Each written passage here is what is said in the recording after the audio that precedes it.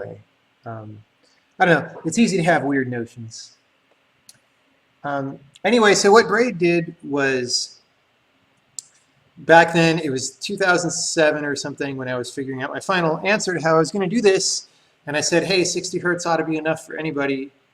It's unimaginable that games anytime soon will run faster than 60 hertz.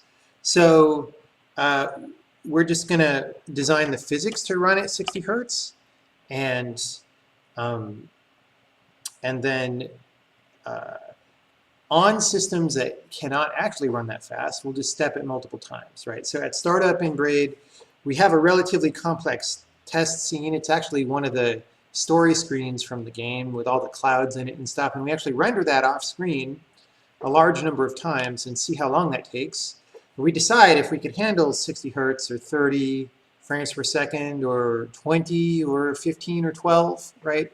And however many we can handle, we then set that as the target frame rate for the game, right? I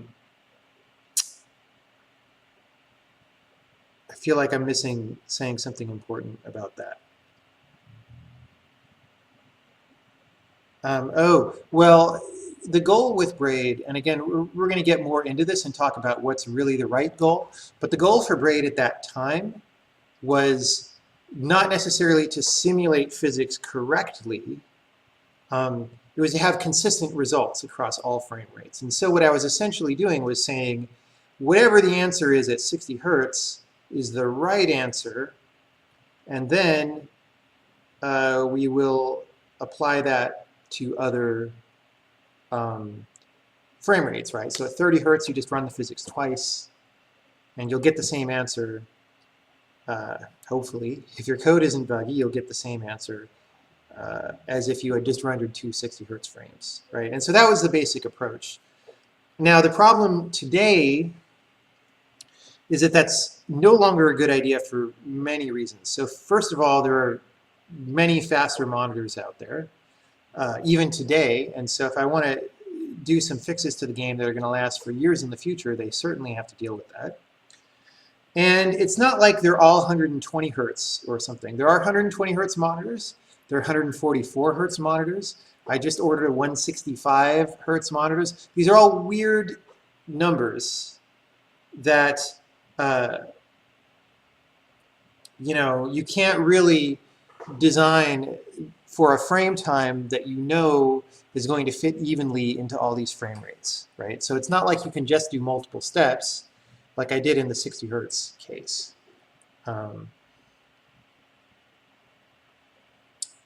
You know, even if I tried, I mean, even if I said I don't want Braid to run any faster than it already does, I just want to run at 60 hertz, that's going to produce bad results on some of these monitors. So if I try to do that on a 144 hertz monitor, if I'm not going to change the display refresh rate, you know, 60 doesn't divide 144, right? So you're going to stutter. Some frames are going to be longer than others. Unless I change the resolution and refresh rate, but that has never worked very well on Windows, and games are generally getting away from doing that because it's such a support nightmare. It's pretty terrible that Microsoft has never actually made this work, but whatever, they don't really care about games, regardless of how much they'll say they will. What they really care about is the Microsoft Store or games for Windows Live or whatever is the current implementation of that. They don't really care about making games work well. That's obvious. And people at Microsoft will tell you that's not true, but it's obviously true based on the history of like what has actually happened. There are small numbers of people at Microsoft who care. Like the DirectX people usually actually care, often actually care. Anyway, so you know, I don't want to change people's monitor refresh rate anymore because that doesn't really work, and it generates bad experiences for people anyway. So you want to be able to render at the monitor refresh rate, or if someone has a G-Sync monitor, then the refresh rate's up to the game, right? So then it's a whole different question, but related, of what should the frame rate be? Obviously, maybe as fast as you can go, but actually not really. And maybe this has to be two different talks because it'll be too much. Maybe we'll do the G-Sync stuff next time. because I'm still figuring that out as well. As far as I know, nobody really knows a good answer for how fast should a G-Sync game render. Let me actually illustrate that. This will be a last bit of context. Can I elaborate on changing screen modes and going full screen and why it is a problem? It's a problem for many reasons. First of all, because it just doesn't work in Windows. Like, how many games have you ever run that have problems going full screen or have problems going back from full screen? Right now, Braid, as shipped and as has successfully run on Windows for years, now crashes on Windows 10 if you Alt-Enter and then Alt-Enter again to go back into Windows mode. Why? I don't know. It's just this stuff is a nightmare in Windows, and nobody knows the right answer to what the code should say, including people at Microsoft, right? So you're just randomly guessing at how to handle going into full screen modes, right? So first of all, from a code reliability standpoint, it's bad. Second, from a user experience standpoint, it's terrible, right? You're changing resolution so people's monitor goes black and maybe doesn't come back. Maybe it just stays out for a couple seconds and then comes back. Maybe when people quit the game, their Windows desktop resolution is different and icons have all moved. That's not supposed to happen anymore, but it totally still does, even using DirectX 11. I've seen it happen. People's monitors do not necessarily do the right thing. So if you pick a display mode that you can render effectively, like say 1080p, right? 1920 by 1080, that's a 16 by 9 aspect ratio.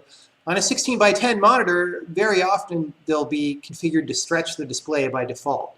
So now your whole game is stretched, and you have no way of seeing that that's happening, and you have no way of telling the monitor, no, don't stretch. You know, display as aspect, right? There's supposedly, I guess, some display modes in DirectX that maybe do that, but they don't really work as far as I've ever seen, not consistently, right? So there's no, basically it just doesn't work, and it doesn't work in a way that is totally out of the game's control on every axis, right? So if instead you just render at the monitor resolution, and you know, if you can't render at the monitor resolution at full frame rate, like say it's a 4K or 5K monitor and you've got a very graphically intensive scene, you render to an off-screen buffer and then you upscale that, right? And then maybe you draw the UI at the full resolution. And that will give you the best combination of reliability and good user experience on all operating system configurations. It's what most games are doing these days. Yeah, Sean's even saying Rocket League crashes 10% of the time when he alt-tabs to desktop. And that's a very popular game where there's a large financial incentive to maintain it, right? And they are maintaining, they're releasing expansion packs all the time and stuff. It's just a disaster. Like, this stuff has never worked in Windows. And because Microsoft's gone the route of making Windows more complicated rather than more simple, technically, it's never going to get fixed, right? We're past the point. You know, 5 years ago, I might have hoped that with the next major Windows revision, this stuff would get cleaned up, because they've done that in the past. Like Windows NT was a whole endeavor of, hey, we're going to make good technical foundations for Windows and we're going to switch to them. But that didn't seem to be the primary motivation for very long. Like, things very quickly got garbagey again, and now I think with Windows 8. They're past the point of no return. Like, they've now made their one OS into two OSs, and they have to maintain all that complexity forever. And they weren't even well maintaining the Windows 7 complexity, right? So it's a disaster, and I don't think it's ever going to get fixed. But in the meantime, until something else replaces Windows, which is not looking likely anytime soon, you know, most of the people who play the games that I make on PCs are going to play them on Windows. So we got to deal with this. We got to do our best to make games that are robust on these platforms. And that is why I have to think very, very hard about how to frickin' display full screen at the right frame rate when it should be almost something that the OS does for you, right? On the PlayStation 4, you don't really worry about that, for example. It just works.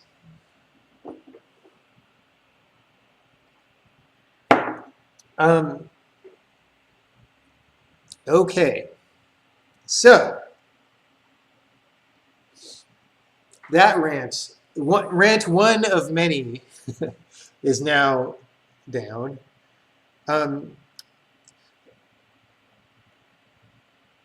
What's in my head to talk about right now is the G-Sync stuff, but I'm not going to do that yet because it'll make the discussion too sprawling. So let's start talking about actual frame rate independence, and then we'll go from there. Now, in Sean's talk yesterday, I'm going to do some graphs that were a little bit differently from his, but he was basically talking about how to simulate physical objects, and I'm going to recap that because it's an important idea, right?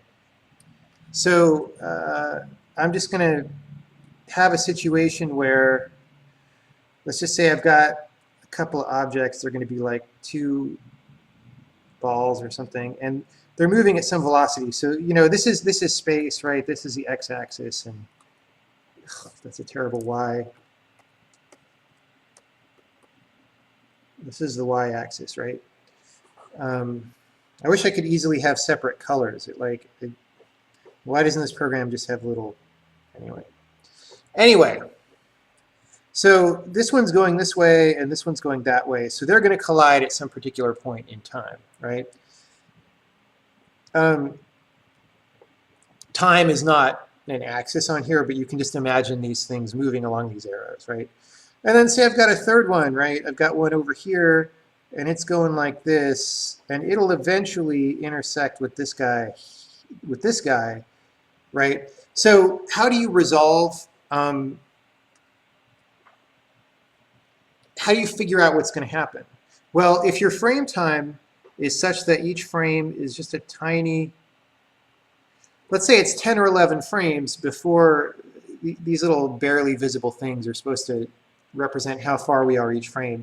If each frame, this guy just creeps along, creeps along, creeps along, creeps along, you don't really have any problem because your time resolution is very high relative to the events that are happening, right? So what'll happen is these 2 balls will hit each other right around there, right? And this one will like scatter that way, and this one will scatter that way, and then either this ball, and let's label these A, B, and C, right? Either B and C will miss each other, right? So B is going to come this way. Either B and C will miss each other because C already went first, or they'll hit, but they'll hit, let's say they hit, right? They'll hit back here instead of here, right? And that'll have a big, that'll have a very big difference in the final position and direction of C, right? Because if C were hit here, then C would end up that way. But if C were hit here, C would end up that way, right? So what happens to C here depends very much on whether A and B hit each other, right? So like I said, if your frame rate is very high, or if your physics simulation rate is very high, there's not going to be any ambiguity here. But imagine that the time between frames is so much that, I don't know, let's say you get this much distance in one frame, right? So all of these balls will have traveled past their collision points. What do you do? Well, what you do is this kind of, the most robust thing to do. There are a number of approaches, right? The robust thing to do is find the point at which A and B collide, or find the first 2 things that collide, right? Figure that out, resolve those, and then continue, right? So we go from T0 to T, let's call it T1/2, right? It's not going to be exactly in the middle, and then do T1/2 to T1. So we break the simulation into 2 substeps, right? And you could think of that as 2 different calls to some sim function. I want to be able to hold this like a pencil and not press the buttons. So you're basically calling sim twice or something, right? In reality, you've got a more complicated scheme that does all this resolution. And once you start trying to optimize this, it gets a lot more complicated. But the idea is you detect the first event, you react to it, and then you detect the next event, and then you react to it. It'll allow me to drag colors into a palette. No, it won't. Click on the dot. I'm clicking on the dot, dot, dot. It's not doing that. I tried that before. It doesn't. I don't know what you people are talking about. Okay. So far, so good. Now, this can get a little bit hairy and complicated to program, but it's not so bad if all you're doing is just physical object collisions like this. Now, the thing that starts making it hairier is, in a game like Braid, you have more things happening than physical object collisions, right? And the problem is that they all have to be ordered with respect to this other stuff if you're really going to be correct. So let me start talking about that. So in Braid, for example, you've got, let's take a couple of examples.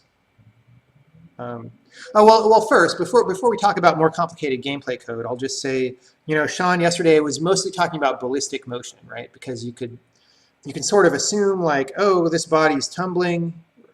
Say I threw this and it's going through some parabolic path in the air or something. It's not going to be exactly parabolic, but we have an initial velocity, we have an acceleration due to gravity. We'll have some friction force, which you could call f of v or something, right? So you're going to have some probably air friction pulling it backwards, even though its velocity vector is forwards, right? Etc. So,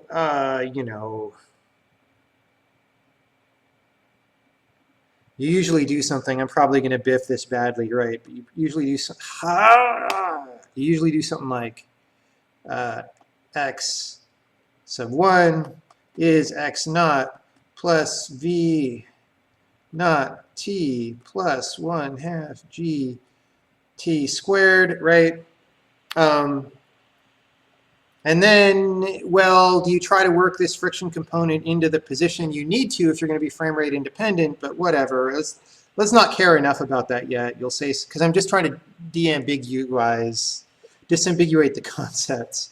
So you'll say like, V1 equals V naught plus GT plus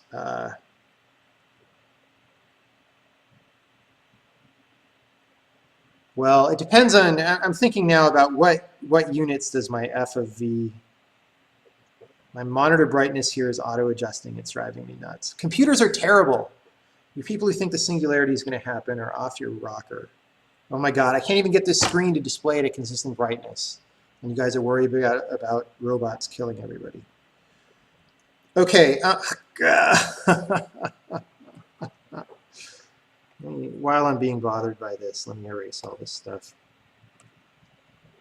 What is it? So if my f represents an acceleration, then it's just like g. So let's say that f is an additional acceleration, and it's an acceleration that's proportional to the velocity or something. Then if you're discretely evaluating it, you might do something sloppy like f of v naught t, right, or something. The problem is that you really want, this is really a differential equation because the parameter to f is the velocity, and the velocity is changing during the time step. So like really you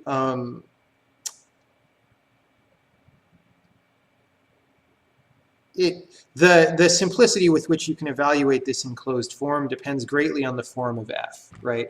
If f is something simple for which you can evaluate the for which you can write the differential equation in closed form, you're fine. Otherwise, you need to like get a solver and stuff.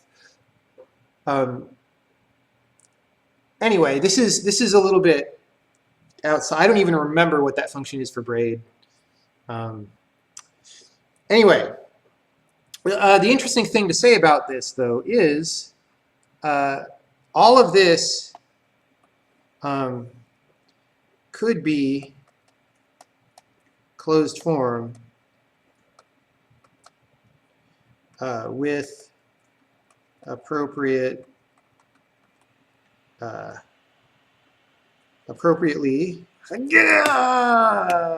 Appropriately.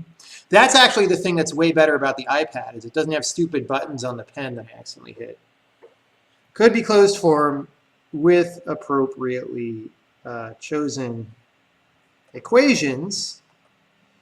But the thing about so-called appropriately chosen equations is that that then constrains you over what the motion in your game could be like, because maybe you don't like a particular kind of motion and you would like it to work a different way. If you have any if statements in your logic, for example, for this friction, then you're out of luck, right? That's not going to be closed form at all. Yeah, anyway. So that's the basic form of what you do when there are physical objects flying around. Now, in addition to physical objects flying around, I should just make this bigger.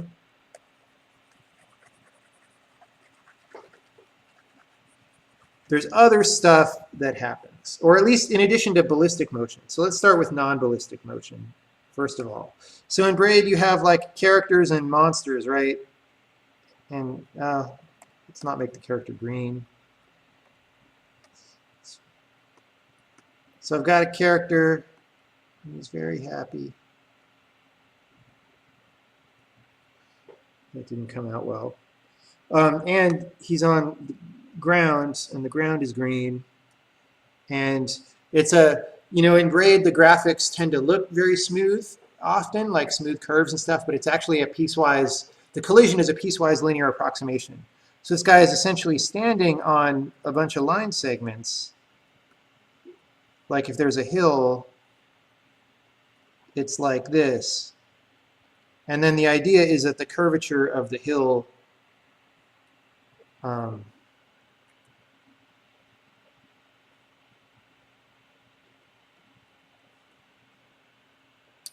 curvature of the hill the hill is subdivided enough that you don't notice the fact that it's a linear approximation, right? That's the whole deal. Anyway, the reason I've done things in different colors down here is that, so this green area, I'm now drawing in a totally different color, but this green area is sort of one chain of surfaces, right? And this is like a moving platform or something, and this is another chain of surfaces. Now, when this guy walks, right, he's not moving ballistically, right? He has some special case surface following plus like walk acceleration, right? So what happens is, the player has acceleration, deceleration built into him, but then also he's following along the surface. So he goes a certain amount this way. And then when, he's got some support point down here that decides at all times, which surface he's on. And at some point, this support point will transition from one line segment to another. And that changes the direction of the character through space, right? So he moves just fine in a linear fashion until he hits one of these. And then he moves in a linear fashion here until he hits one of these, and then etc. Now, it's not totally dumb, straightforward motion, because there could be a brick wall here or something that he also has to collide with. So all the gameplay logic has to happen. But this is an example of non-ballistic motion, right? So if you shot a cannon, let me get rid of this. This is in a totally different space here. So now we're just talking about a game level. So let's make it clear that we're talking about a game level. We've got the sun up in the sky, and it is radiating, right? And then, so let's say we've got a cannon, right, here. And it's on a platform, right? And this cannon has a little cannon fuse, and it shoots. In the game, they're little monsters, but just think about a little ballistic cannonball or something. Wow, my camera is like really zoomed really close or something. You can't see me most of the time. Let me back it up. I don't know what's going on. I don't know if the camera has a built-in zoom that's like, I don't know what's happening there. Anyway.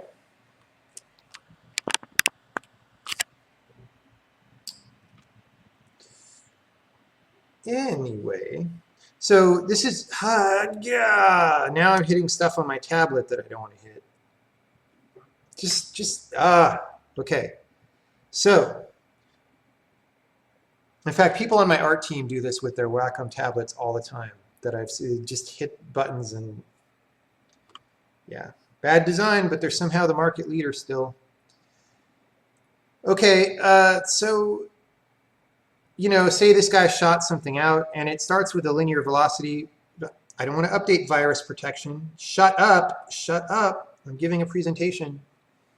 So, you know, you shoot something out of there, and it starts, you know, it starts here with some velocity, but, you know, it's gonna move in a parabola due to gravity, and then maybe it'll bounce here, right, off the top of this wall. So we're gonna have some arc. Boink. Right, so this is ballistic motion, but this is a different kind of motion, right? The character, like some games might try to do character. Wow, I'm having trouble.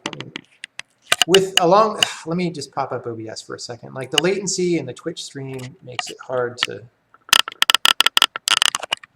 okay, it's almost right. So, you know, naively you might think, well, in physics, you're just falling through space all the time, so I'm going to do player motion by having him fall ballistically and then hitting the ground every frame, and the ground's going to push him up. Well, that kind of sucks, actually. So really on the player, there's a flag that tells him whether he's in ballistic motion or standing on a surface, right? Because if you walk off the end of a platform, you want to fall naturally, but when you hit the ground, you don't want to be falling every frame and being held up by the ground. You want to actually have a smooth motion that's governed by some other gameplay logic, right? Okay, so this is all just to say, this is all just been an intro to the fact that if you remember our physics example, I'm gonna put this is a cloud into another universe here where we had our physics example with the two guys colliding, right? In addition to solving stuff like that, which we call physics, we have to solve stuff like this, which is, let's start by saying alternate physics, right? It still has to do with physics. It's still how the player is moving through the world, but it's not anything that you would recognize as physical simulation, right? It's more just like some ad hoc code that makes the player move smoothly around the map, right? And all games have this. It's how games feel good, right? Except maybe Trespasser didn't have this. I don't know. Okay. So in addition to when you're going to sort the scene and say, find the first event and determine what's going to happen, then in addition to considering things like this when you're talking about finding the first event, you have to consider things like this, because this guy is going to change the character of his motion, at least change the direction, when he hits that point. Now, there may be something just after that point or just before that point. Say there's a dangerous monster here, right? Is a little bit of a, it's going to be, these examples are too simple to really be very paradoxical, but you can easily get into situations where the guy will either hit this monster or not. Let's actually make it a fireball, because that'll be better, right? Let's say this is some level where there's a fireball overhead, right? Say it's being shot this way, and the player is going this way. Let me just erase some more of this. The player is following this piece of the ground, right? So he's going this way, but then at some point that's going to change and he's going to start going there, right? So does the fireball hit him in the head or not? If you extrapolate him too far during one frame upward before you notice he should be going sideways, then yes, that fireball will hit him in the head, right? But if in the middle of the frame you realize, oh, he's actually going this way, then the fireball will miss. It'll barely go over his head, right? Now, you might think, well, if you're hopefully running physics often enough, the disparity between those two cases is going to be small enough that the players won't notice it and it's not a problem. Well, that's kind of true, but you actually need much higher frame rates than you would expect. So for example, at 30 hertz in Braid, one of the reasons why I actually simulate physics twice per time step is because to be consistent with something, right? But at 30 hertz, if you were only running one physics time step per every 30th of a second, then you start seeing significant errors in handling of objects because things sometimes in the game are just moving fast enough that in 1/30th of a second they move an appreciable distance, right? And so stuff like this starts being bad. Let's erase all this actually, and let's start talking now about the general issue of frame rates messing you up. Let's leave the sun here. I like the sun. Okay, so let's just say there's a cannon now. We're resimplifying our world. You got a cannon.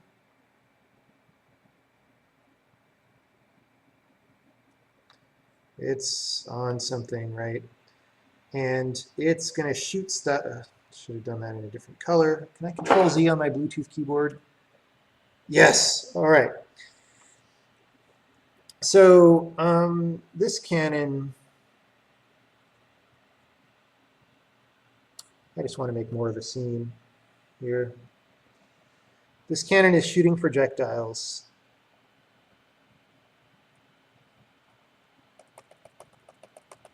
Right? And they're going to arc, because that's what gravity does to things. Boom! Pretend we're playing like whatever those cannonball games are, right, where you shoot things. Now, if you are being very serious about evaluating the path of this projectile, you know what? To make the case even easier to understand, we're gonna tilt our cannon upward even more. All right, so the cannon's, because I want a bigger arc. All right, so he's firing projectiles. You know, in these games, sometimes you want to like shoot over a wall. So this is going this way, right?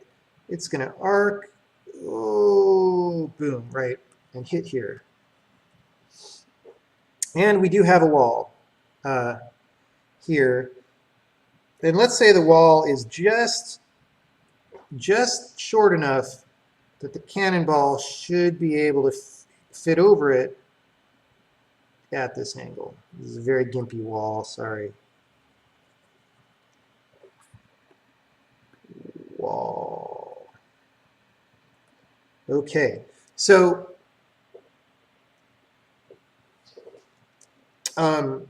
you know, the cannonball, I'm going to just draw it dotted here, should just fit over. Now, if you somehow evaluate your physics perfectly, then you get the right answer, right? The cannonball will fit over the wall, right? But say you don't. Let's say you sample at some frame rate, whether it's 30 hertz or 60 hertz or whatever, 240 hertz, just you're going to sample at some frame rate and you're going to get some sample points. So the cannon fires, that's one time, right? And then the ball goes, actually, the cannon fired some time ago. So the case that I want to illustrate is when the frame rate isn't quite high enough, or the physics update rate isn't quite high enough, right? So your ball is here, and then it's here, and then it's here, and then it's here. Let's say those are the samples, right? Now, if you pretend motion is linear, between all these samples, or you don't evaluate it perfectly. Pretending it's linear is one of the lowest grade things that you could do. But let's just do that to illustrate the problem, right? So you could be treating it as though it went along this set of segments, right? Because you're sampling the position at these times and then asking if things collide.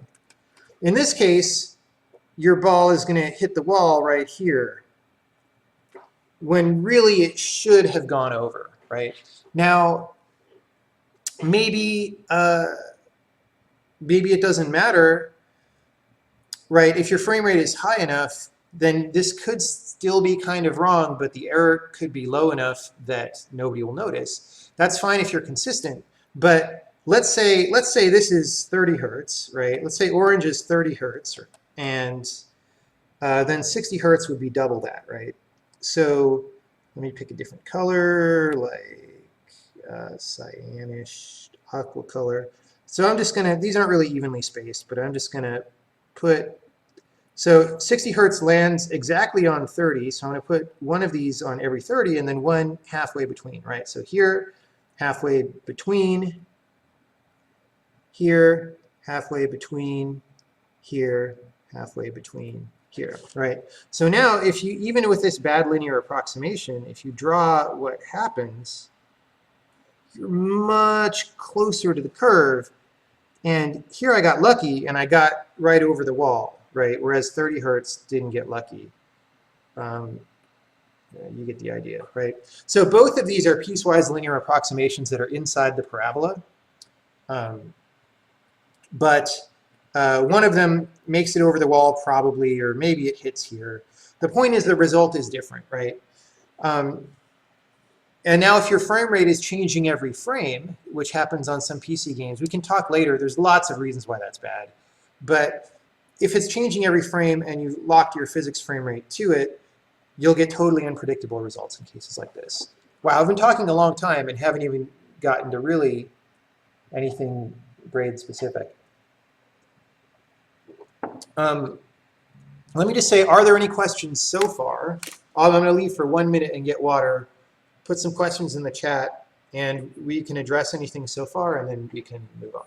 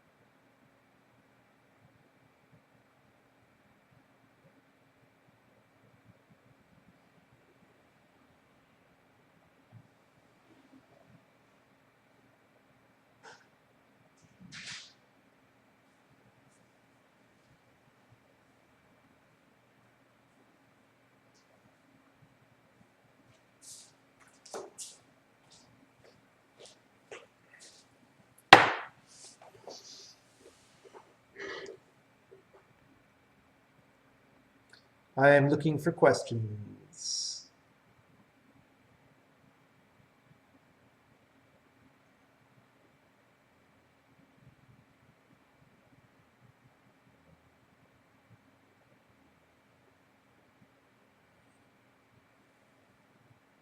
Someone says it seems slightly different than how an engine like Unity would handle collisions.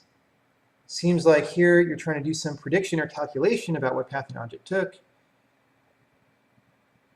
No. So someone is saying putting the object at every point and evaluating overlap. That doesn't work. Like, everybody knows that doesn't work, because then you have tunneling, right? So if you have a fast bullet, right, bullets are red. So I've got a bullet here and here and here and here, right? It's moving linearly through space, and I've got a wall. You know, you're going to tunnel through the wall. Like, every amateur frickin' game programmer knows that that happens, right? So you can't just evaluate the object at every frame. You have to do some kind of between frame handling, right? Tunneling.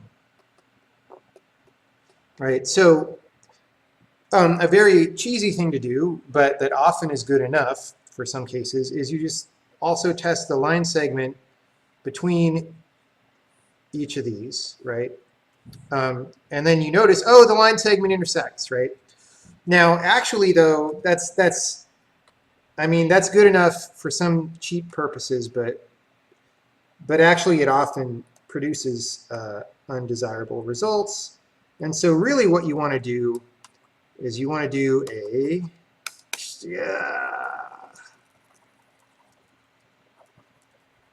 for example, let's say this is a bullet, and I'm saying that the body of the bullet is a sphere or has a bounding sphere or something. I'm approximating it by a sphere. You can do a, a swept sphere versus this would be a rectangular solid test, right? So you would say, let's say P is the position of the sphere, right? And it's going through space.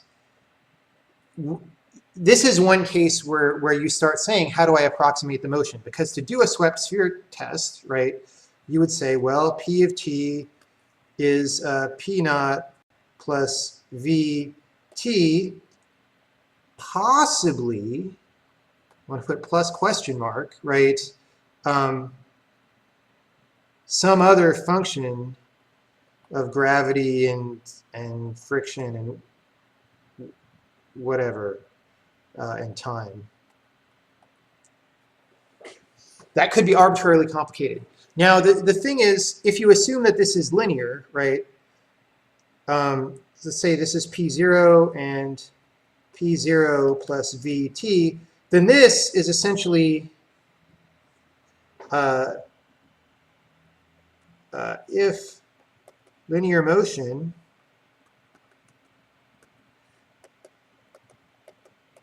it's a cylinder with rounded caps, and it's not that hard to do that collision problem, right?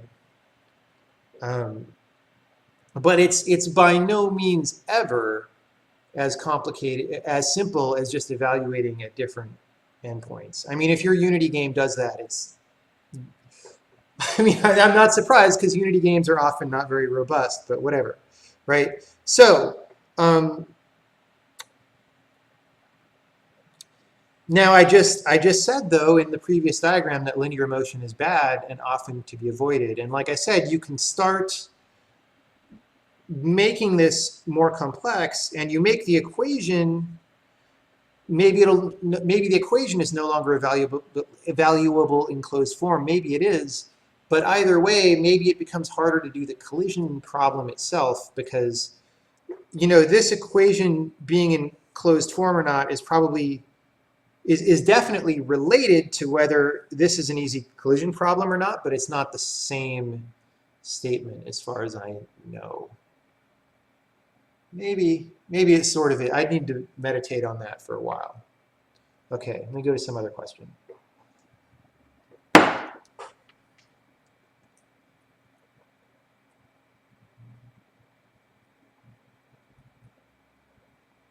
Other questions? Isn't it almost always best for puzzle games in which predictability is very important to have a fixed frame rate? Well, yes, it is, but maybe I'll get to that issue later. I mean, that was the choice that I made back in 2007, was that Braid would run at 60 hertz, and that would be the definitive thing, right? But if someone has a 144 hertz monitor, so first of all, why should you limit yourself to 60 hertz? But second of all, you can't even render properly at 144 hertz if you insist on running at 60 hertz. It doesn't make sense, right? I mean, you'd stutter. So you can't do that.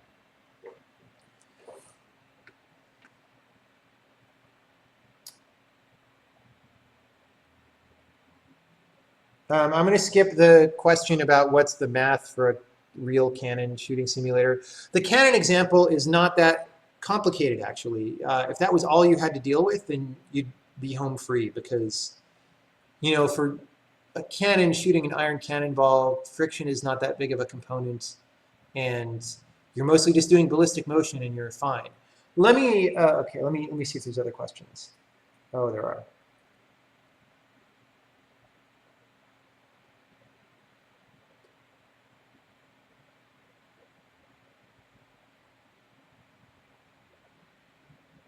That's something, okay, I just read a question that I'm going to come to eventually anyway, so I'm going to skip it.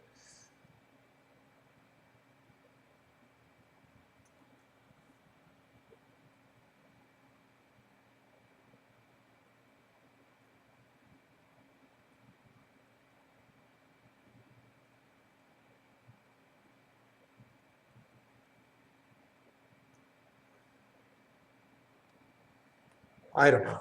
People are saying stuff to me that isn't questions, and it's very confusing. Okay. Now, I talked about, so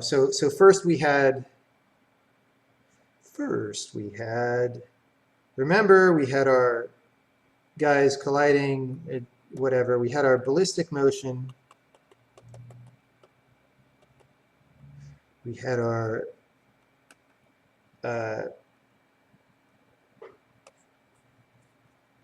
non-ballistic motion. Ugh. Eraser. Let's call it ad hoc motion. These are different things, so I'm going to put them in boxes. But there's a third thing that is not even motion, right? It's gameplay-driven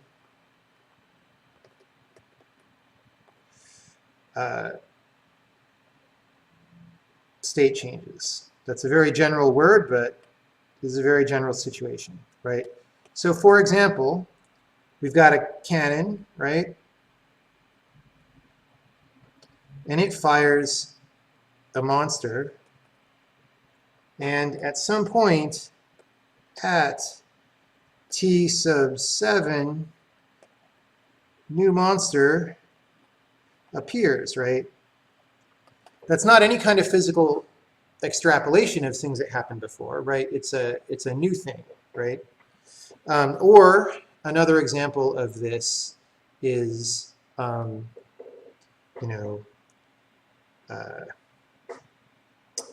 something like we've got a key. We've got a key being held by someone, and there's a gate that's locked, right? And just to make it crazy, we're going to put something on the gate. We're going to put a monster on the gate. I didn't end up doing this anytime in Braid, I don't think, but some mods did it, right? So, at T9, or T whatever, key impacts gate, gate opens,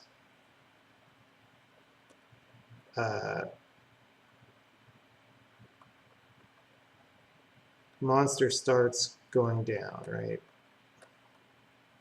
The physics engine can't predict that the monster starts going down because that's sort of determined by what some gameplay code on the gate is doing, right?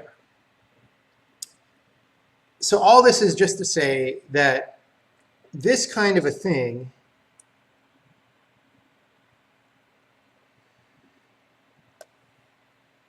not green. Oh yeah, purple.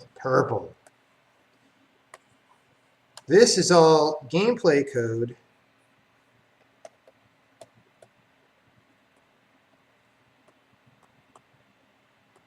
right? And this stuff over here was Well, this is engine code mostly. These two are the ad hoc motion and the gameplay driven state changes are gameplay code. All right. There is lots and lots of gameplay code. It is the most messy code in the game, almost by definition, because it's not a system so much. It can't be systematized the way that an engine can be. It needs to be cheap to modify and build, right?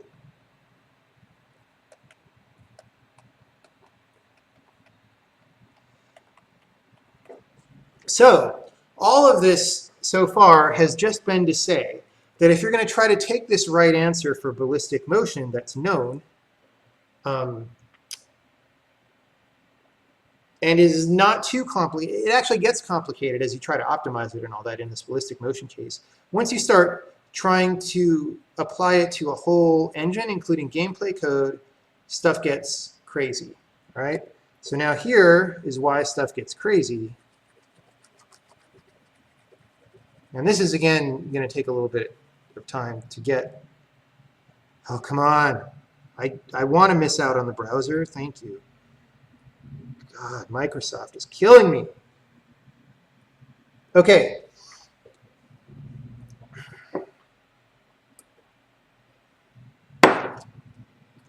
As Sean mentioned, I guess it was even yesterday. I don't know when it was. Your typical loop for a game looks something like this, right? You read input, you simulate, and you render. Now, if you're Bungie and you think it's a good idea to add frames of latency in order to get throughput, then you might do something more complicated here, having to do with multi-threading and stuff.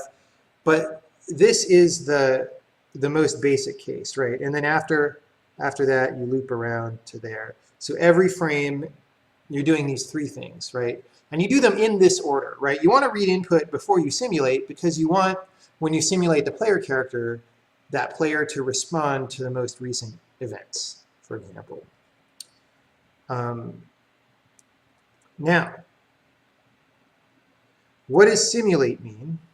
Simulate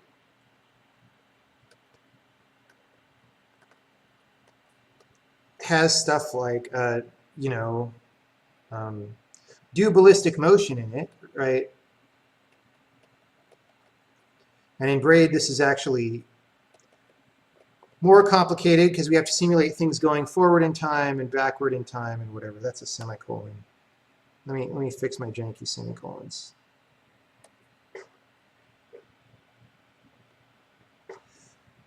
Okay, but before you do ballistic motion, you want to call the entity's update function, right? I'm just going to call it update for now, but it's the thing that has the entity respond to changes in the world. So in principle, you say for all entities update, right? And what does that mean? Well, for example, let's say we have a cannon. What just, was that some multi-touch crap? What just happened? Computers are terrible.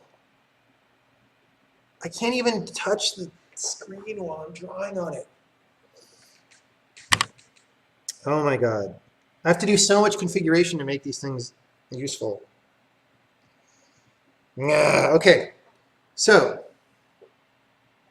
why is it doing this all of a sudden? It wasn't moving before, and now it's just moving nonstop. Okay, I have to be very careful not to touch the screen. All right. Maybe if I do this, I don't want to accidentally close it. Come on, please just. All right, it appears to be locked now. So I guess if it interprets a multi-touch somehow, it goes into crazy mode. All right. So for example, let's say we have a cannon. Let me just draw in a different color because we can. Okay, what is cannon update look like? This is a sort of C++-ish pseudocode, right? Well, let's say we have some countdown timer called countdown that controls every time we shoot. Say, and let's say DT, so DT is a per frame global determining how much time has gone by in the last frame, right? So Canon update says countdown minus equals DT if countdown is less than or equal to 0, then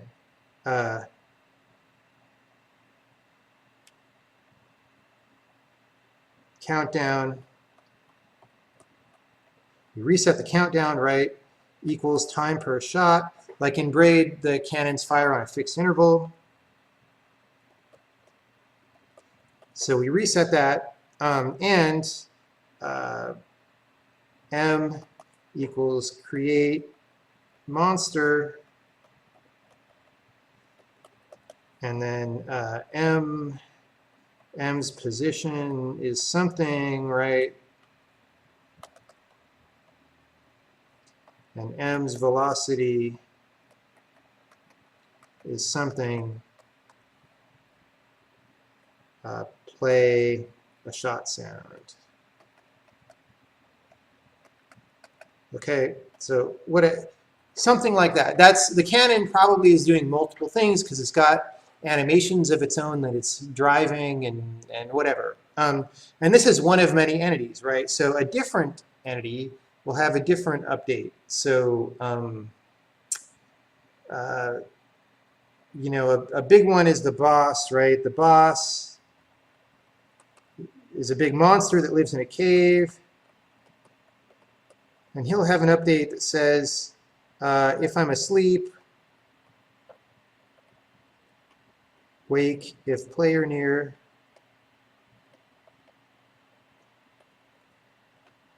Else, if time to shoot, whatever, I'm massively simplifying.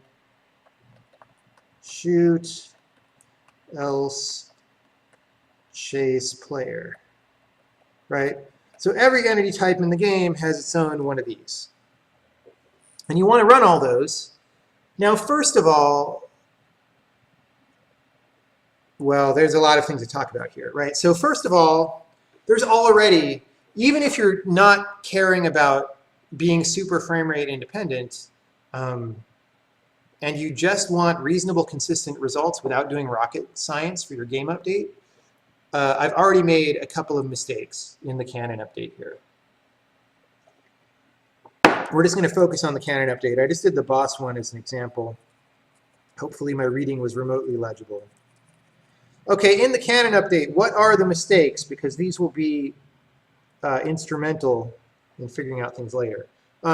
Here's a mistake. Countdown equals time per shot. Oh, you know what? I didn't elaborate enough to make the other mistakes. So let's just say, let's just do the things that you would do here. Like the monster's position is my position, right? Something like that. I have some place that the shots come out, and the monster's velocity is going to be, you know, whatever. Shot velocity, that's just some constant that I have, right? Okay, so the reason I drew those lines is because all of them are kind of wrong, right? This line is wrong, and that line is wrong, and that line is wrong. Why? Well, because already, before you start talking about physics, this code is frame rate dependent, right? Because the time per shot is probably not, let's say it's some floating point number that doesn't exactly land on the frame boundary, right? And in Braid, that doesn't even matter, because like, even if you thought you lined it up to line on a frame boundary, like the player will come along and drop a time slowdown ring on top of it, and then there's no way it can align with the frame boundary, right? So there's no solving that. So the problem is, you know, the cannon, when the countdown is less than or equal to 0, we're resetting the countdown to time per shot, but it went negative, right? So countdown usually goes negative, which means that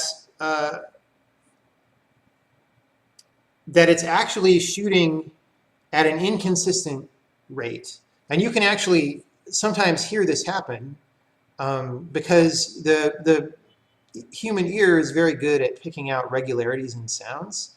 And I actually could hear, especially at lower frame rates, I was able to hear irregularities in the frequency at which cannons were shooting, right? Because the shot would, I was about to say because the shot would come earlier or later than in the frame.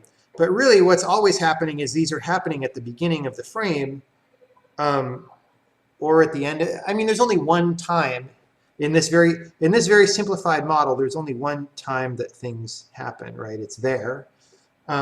Is it at the beginning of the frame? Is it at the end of the frame? That depends on what convention you adopt, essentially. Let's just say it's at the end of the frame because that's when maybe the player will see it because we have to render after all this simulate stuff. It's debatable when this time is.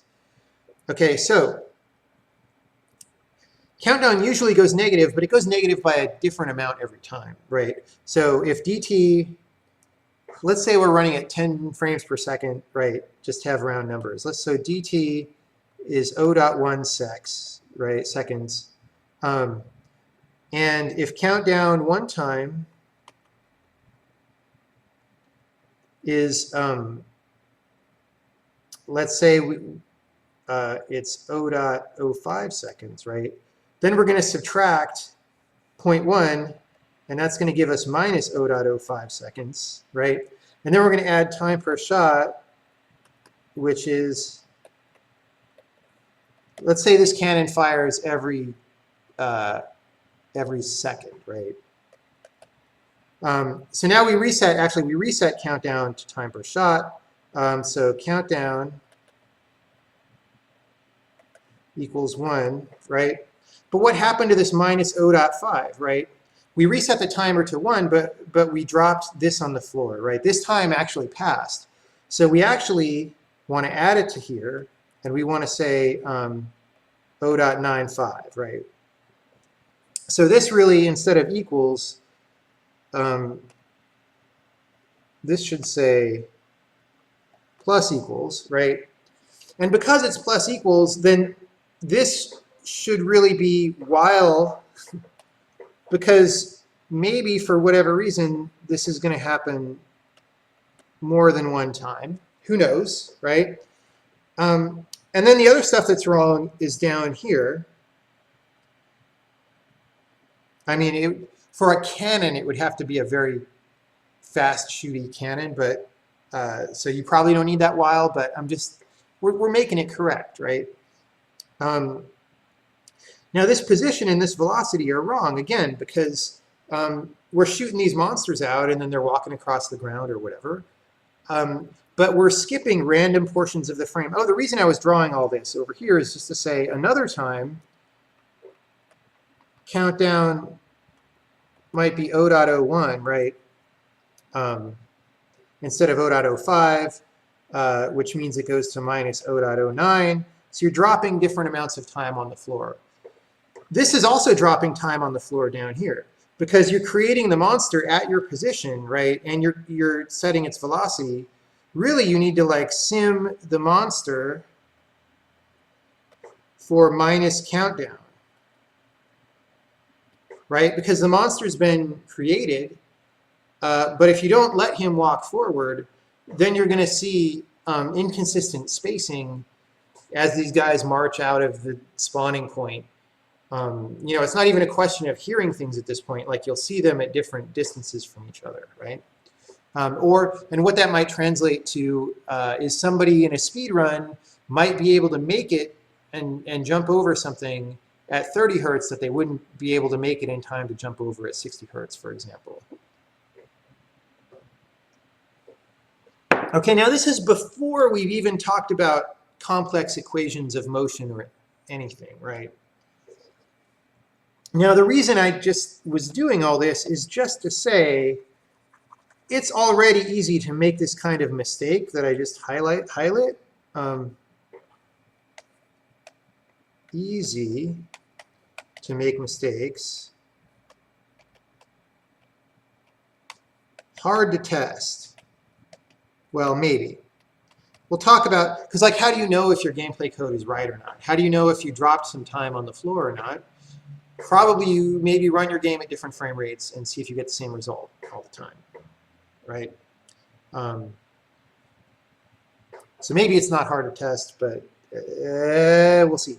So here's another thing to at least be aware of, because we're not done with all the problems here. This is a problem, right? In the sense that entities update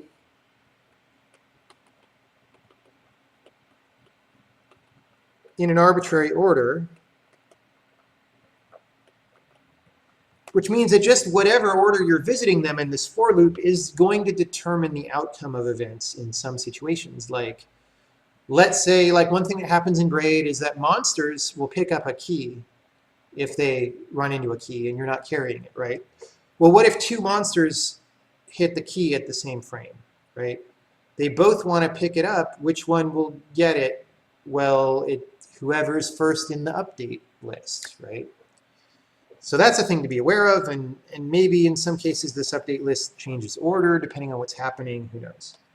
Okay, so all of that can be fixed, like this vagary about who updates first and stuff, and even all this stuff in here can all be solved by going back to this routine that Sean was talking about yesterday, which was, you know, you sim these guys, you figure out the first time of the first event, you do the response, right? And then you figure out the time of the second event and you do the response, right? So this is all happening during one frame.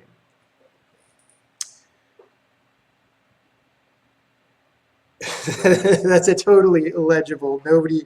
Nobody can tell what that diagram is supposed to be. But in the process of doing that, now every entity's update function or tick function or whatever you want to call it has to be controlled by this scheme and has to be written around this scheme. So all update, stop it! All update procedures, they're not functions usually, must, well, if you want to do this, all your update procedures must conform to the scheme, right? And that makes them more complicated because the code that I just wrote a second ago about the cannon firing stuff was the most straightforward, like, I just want to fire stuff. Now you're not allowed to fire stuff. Now you have to do a, now you have to do something where you split your update function in two. You have to say tell me, or one of the functions would be tell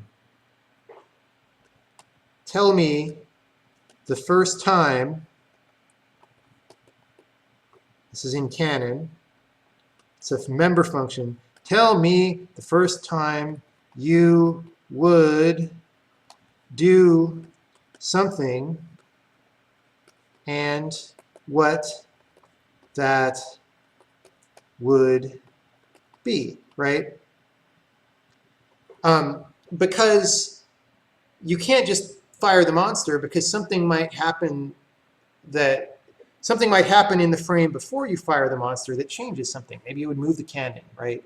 Maybe you would close a door in front of the cannon or toggle it to off, right? There's a level in Braid where there's a door that opens and closes and toggles the cannon, right? So, you know, you need this thing, which then means you need to reify all your events because you need to return something. So you need to have a bunch of code, return a time and event info And what is that event info? Well, it's something that when this simulator says it's okay for you to move now, it'll say, well, okay, here's one way to structure it, and then we'll talk about it another way. It'll call this other member function called, okay, do that thing you said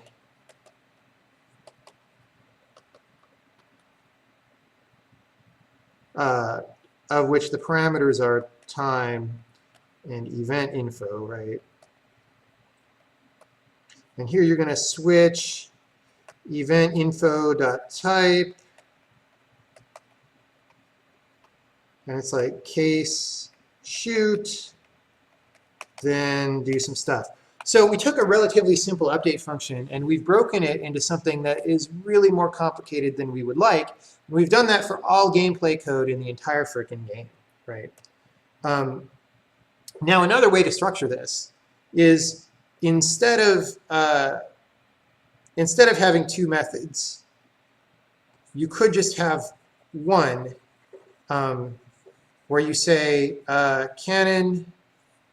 It all depends on your preference and what you think is cleaner. Say canon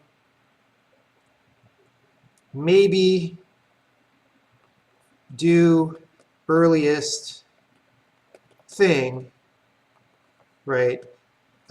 Bool for real, where if for real is true, you actually do the thing, and if for real is not true, then you just return the time of the thing. That might be simpler, it might be more confusing depending on your taste. It gives you fewer procedures to mess with, but it's worth noting that still you have to return the earliest thing. So if there are 5 things the canon can do, you know, say it would shoot at 0.06 milliseconds into the frame, or what's another? Let's just say these are canons that activate and deactivate, right? It would deactivate at 0.04 milliseconds into the frame.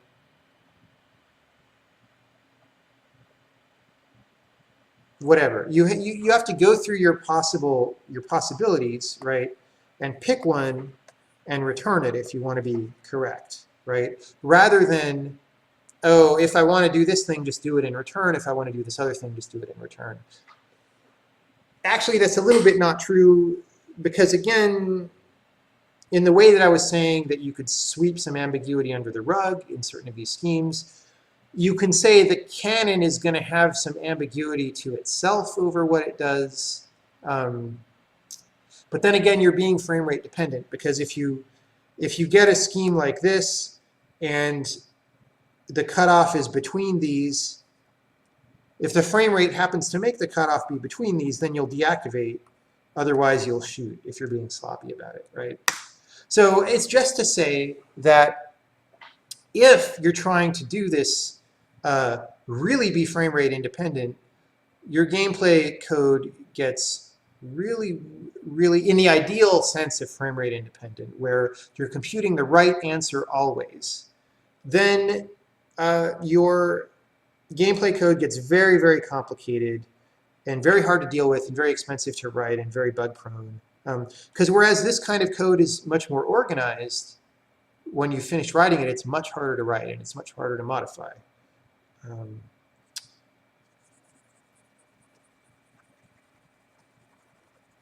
I feel like I had one more thing to say along those lines before I outline what I think I'm actually going to do. But I'm not thinking right this second of what that one more thing to say was. So let's do some more questions for a second, and then we can come back to this.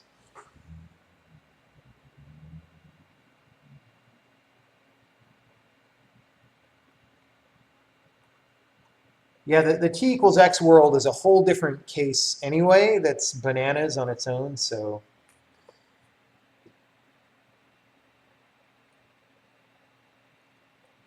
oh, Sean is saying, is the while maybe actually necessary to handle the t equals x feedback loop. Actually, the t equals x feedback loop is closed form, which is cool. And I just call an update function n times with a minimum granularity. It's not that important relative to the other stuff.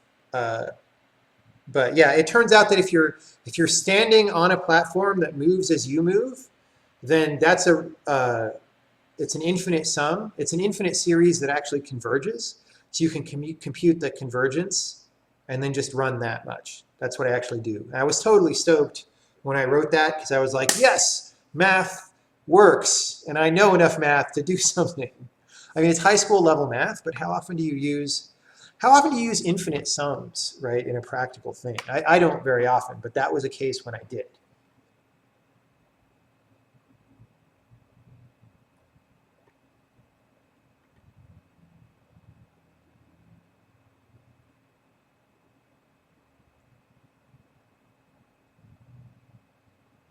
People are asking off-topic questions.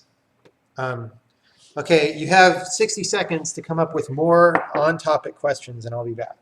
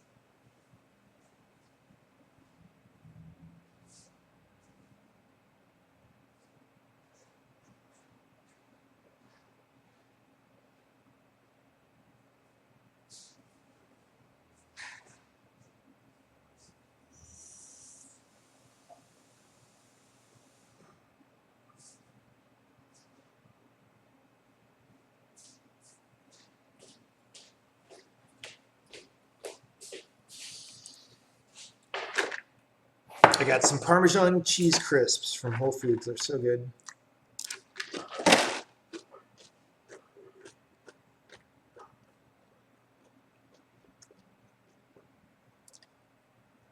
All of this stuff that I'm talking about is important for almost every game.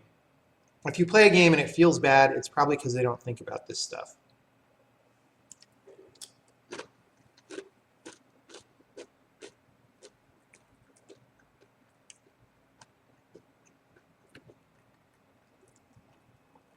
Someone's asked, is the thing I'm about to outline specific to Braid, or is it something I'll be using for all future games? I don't know. I mean, at least 2 upcoming games are turn-based, and so they don't really have the same concerns. This is a thing for action games.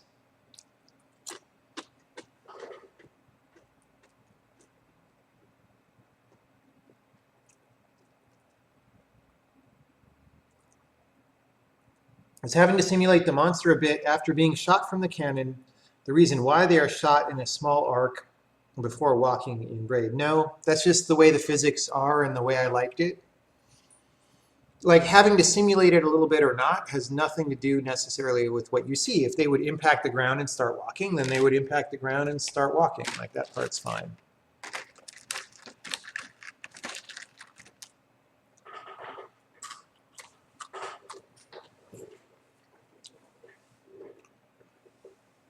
Other questions? Have I ever looked into using an action system where A and S are capitalized with time warping? I don't know what an action system is. Gameplay code data changing system. An action system does all of your data changing in sequence in a set amount of time, which updates on a frame, but can do multiple different things in parallel or in sequence. That sounds terrible. I'm sorry. I don't know why you would. Like that just sounds like the kind of system, I mean, I don't really know what you're talking about, so I can't really say maybe it's great, but it sounds like the kind of overly complicated, weird abstraction that never works out in practice. And that just binds your hands about what you can actually write code to do.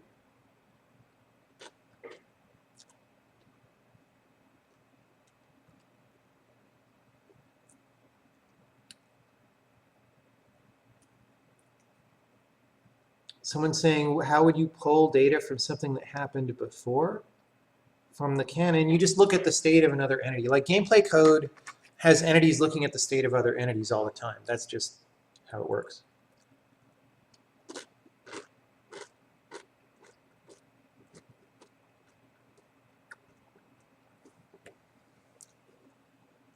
Someone's asking, for a turn-based game with animations, would it be valuable to make the animation system frame rate independent? Yes, it would. In fact, you pretty much have to for animation to not look crappy. However, animation is generally not that hard to make frame rate independent, as long as you're not doing collision detection or something. Although, again, interpolating rotations is kind of an interesting time.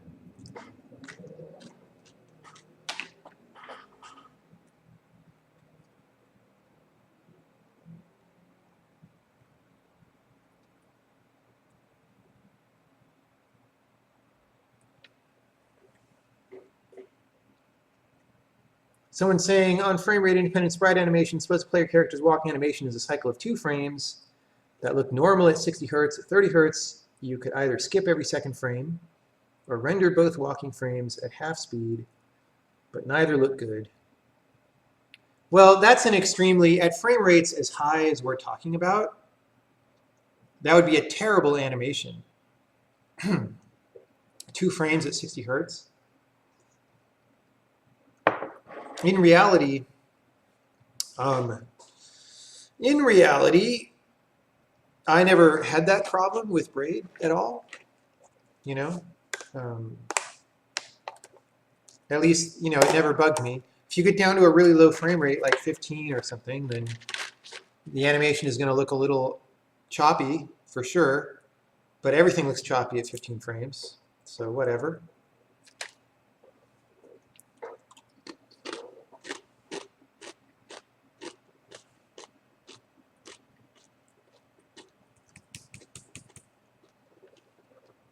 Okay.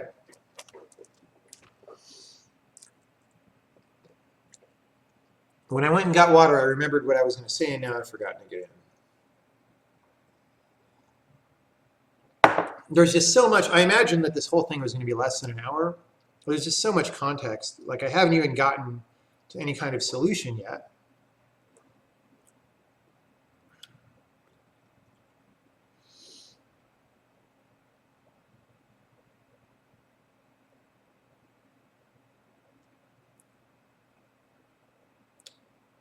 Okay, the last thing to say. Remember when I had this parabola example, right?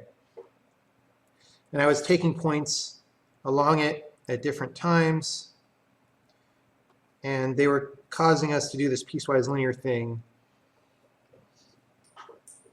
That is not the only frame rate dependency problem that you may have, right? Because there's a, and I don't want people to think that it is, because there's a different problem. Like, say by the time we've integrated friction and all our stuff, you know, we have some, whoops, I prefer to be in red. We have some arc that kind of looks like this. I don't know what it looks like. It's just a weird shape that is not really a closed form, easily expressible thing, at least not that we know how to express it, right? Then when you evaluate, so let's say, let's just call it F, right? F is that.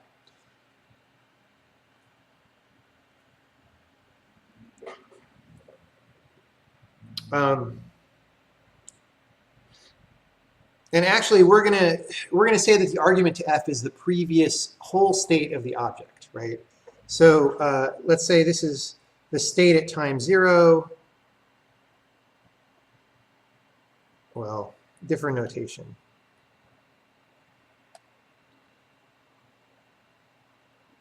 This is going to get confusing, but let's see how it goes. So this is the state at t equals 0, right? This is the state at t equals half k, where k is some constant. And this is state at t equals k, right? Now, if we're hitting 60 hertz versus 30, that's the equivalent of either. So 30 hertz would be, first we update the object here, and then we sort of, see, this is not, this blue line that I'm drawing here is not really, is not an actual path or anything. It's just to say that we started here, and then the next frame, we're here, right? So that's what we're doing at 30 hertz. And at 60 hertz, we'll be in purple. And at 60 hertz, we go there, there, there. Now, if this isn't a closed form thing, then actually, this is what we would like, actually, is that these dots land on top of each other. But they actually won't, right? What'll actually happen is something like, whoa, whoa. We get different answers. I don't know. How different they are really depends on what the equation is. Why do we get different answers? Well, because we're evaluating f in a time-steppy kind of a way. So, okay, we only get the same answer if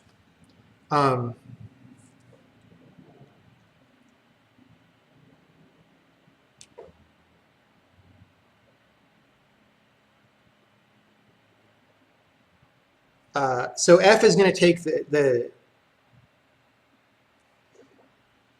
let's also call these, this is going to be defined as S0, S1, and S2, just to keep things simple, right?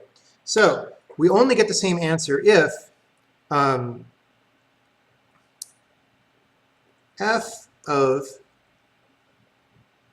S0 comma k, right?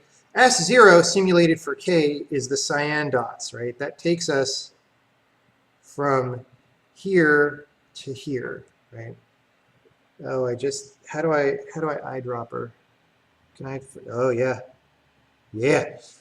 Okay, if f of S0 comma k is equal to f of S0 1/2 k comma 1/2 k, right? So we're saying if we start, and it's very simple in words, right? We're saying if we start at the beginning and step twice, it's the same as a bigger step once. Now, the problem is this is not true for almost all f. So you need a specially designed f to do this, and like I said, that function just may not be nice. It may not actually be what you want. And so, for example, if you're in the world of like physical simulation or something, then you need to solve this whole situation by numerical integration, which in essence, what numerical integration is anyway, is essentially running at a super high frame rate to get an estimate, right? You just break your interval in a calculus-like way up into really tiny things, right?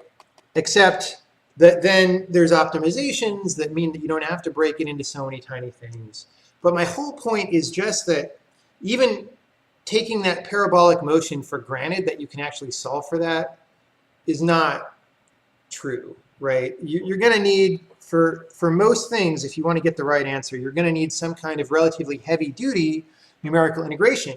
And this is still not exact, right? Let's say you want an answer to 1 ULP, a unit in the last place of a floating point number. This is going to be very expensive. So you probably have to give up on, I don't know, computers are fast today, but it's probably still very expensive. So you're going to have to give up on the idea of getting an exact right answer here out of this, right? Maybe not, maybe you can do it, but it might just be expensive and or complicated, right?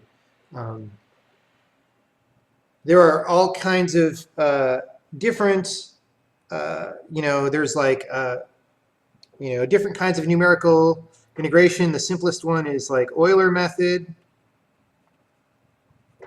That's fast, but very low quality. There's stuff like RK4, which is one flavor of Runga Kutta. I don't know how you pronounce the name, but it's a relatively trying to be smarter thing.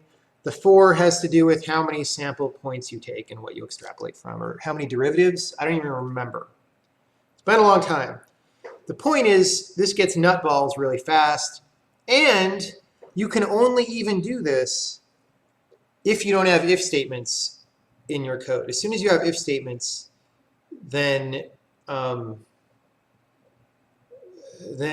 guess you can start. You have to break it into like piecewise functions, and it becomes even more complicated. Let's just say that. Any questions about that so far?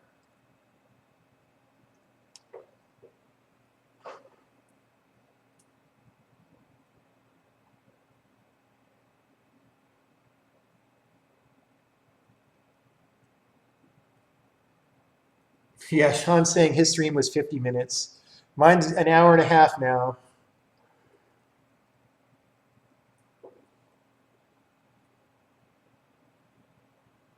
Someone is saying, please, please, please, can we talk about the solution space and not the 10,000 reasons why simulation? Well, I think it's important to understand these things, and especially to understand why I'm going to say there's no right answer, actually. We're not even done with the part where I say all the reasons why there's no right answer, right? Here's the next reason why there's no right answer, unless you want to make your game engine heinously complicated. Keep queuing up the questions. I'll get to them in a second, okay? What is it? So let's talk about player input.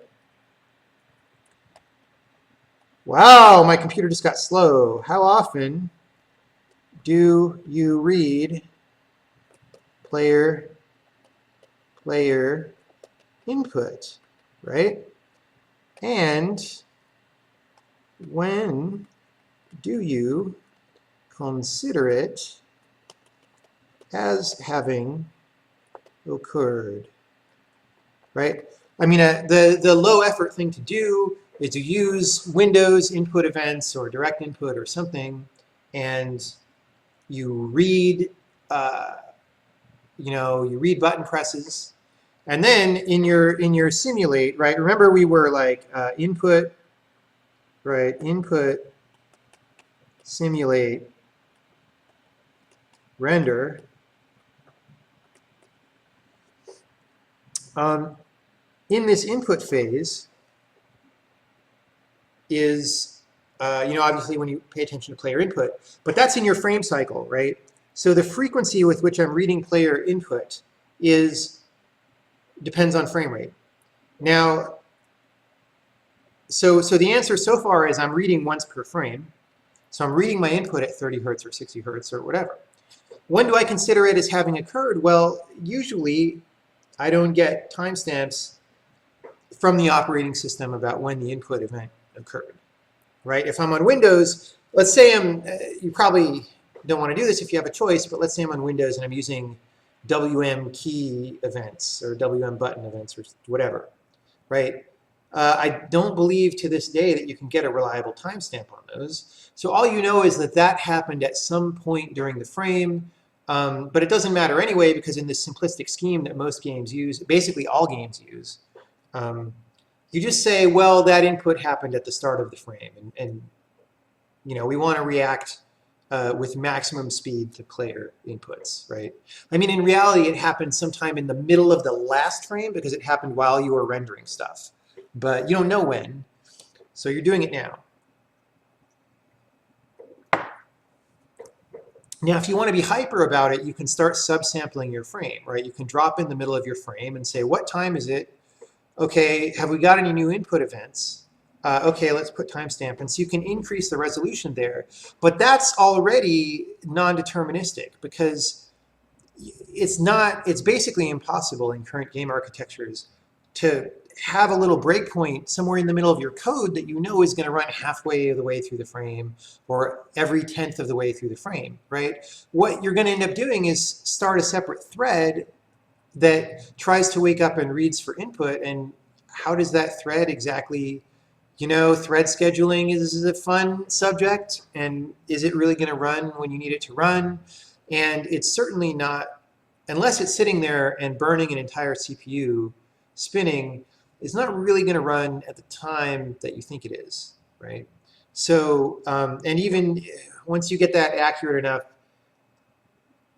it's bananas complicated, and it's still not deterministic in the sense that you could run it again and get a different, get the same result, right? But what does it even mean to get the same result? Because you've got some organic person on the keyboard like hitting keys at certain times. So maybe the problem statement is when running recorded input from something like a tool-assisted speed run or something, produce the same results always. That's pretty good. Tasks can't really exist if you don't do that, right? So this is maybe a more well-defined statement than react to user input in the same way every time, because user input is never going to be the same twice. But if you have threads trying to read your input in the middle of the frame to get better input responsiveness, then you have the same problem where maybe the thread is one CPU, maybe the input came one CPU cycle early or late, right? So you're going to either read it on the first read or the second read, and then you're going to assign it a different input time based on that, right? Like, is not really going to work.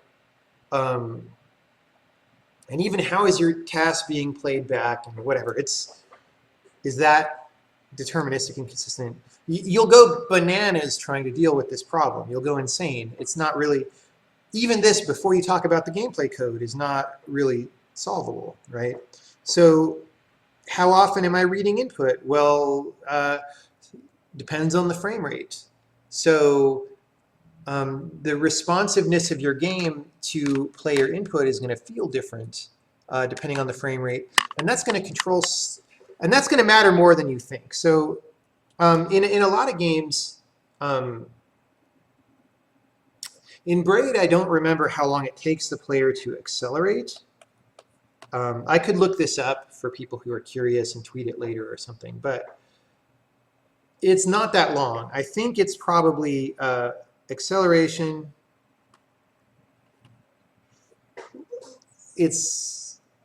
I would guess that it's less than 8 frames at 60 hertz, right?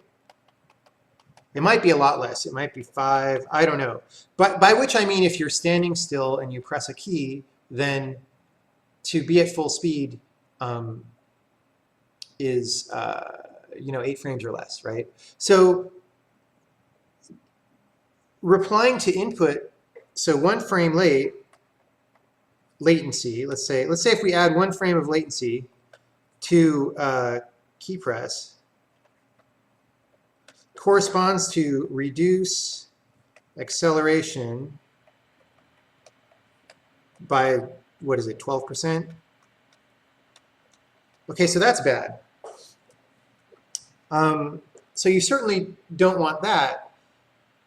But we've also just said it's very hard to respond to input in a predictable way anyway, right?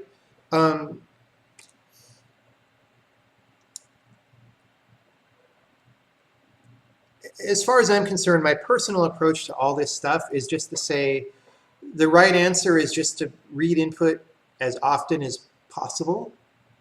And the best way to do that is just have your frame rate be as high as possible and as consistent as possible, right? If your frame rate varies, so if you have a variable frame rate and you're using this kind of scheme and you're handling input once per frame and you have a variable frame rate, that means inconsistent feeling acceleration. Unless you think that braid is a special case, you know, I'm pretty sure like Super Meat Boy is like 2 frames of acceleration.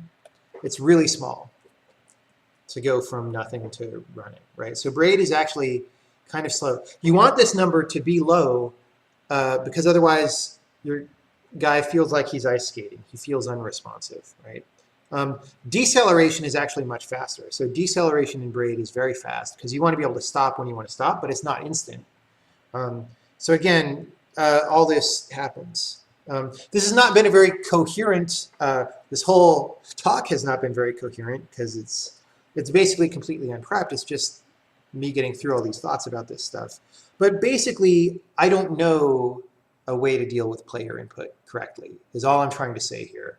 I don't know a good way to do it, except have your frame rate just be really, really high and render fast. So let's see if more questions have piled up.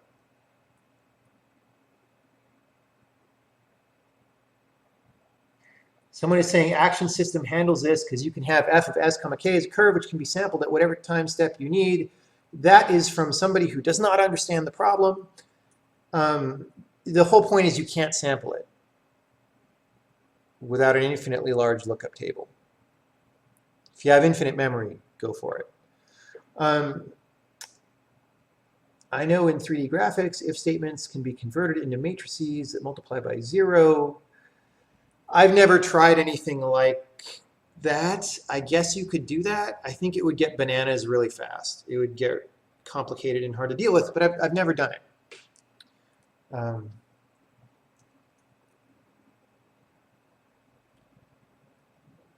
I don't want to hear about action system anymore. Sorry, but it doesn't sound like anything that solves anything I care about. You might like it, and that's cool, but time warping input is not something you want to do.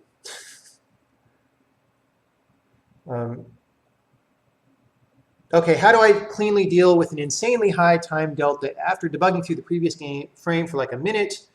Set an arbitrary max DT. Yes, that's exactly what I do. I just say DT is never greater than 1/10 of a second or something. And I leave that live. That's not just for debugging. I do that in gameplay code as well, because on a PC, you don't know if someone accidentally, you know, to this day, Windows kind of locks up a little, Windows kind of locks up a little bit if you accidentally hit the DVD drive or something, right? And that might make your game stall, and so you don't want to simulate a huge frame there. But you don't want to simulate your frame time equal to the previous frame's delay anyway.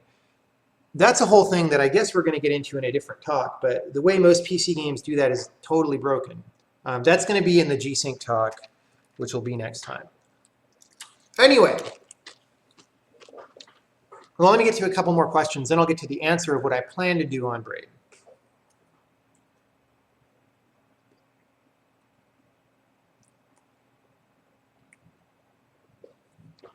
What did I miss? Why you don't want to generate timestamps via an explicit polling thread?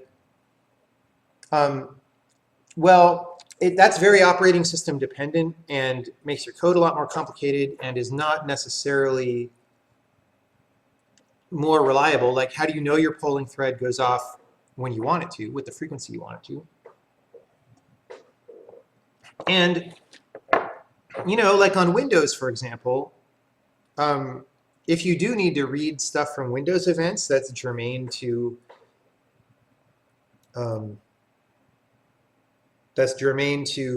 controlling anything in the game, then you're screwed because you can't really process only control events in the window loop.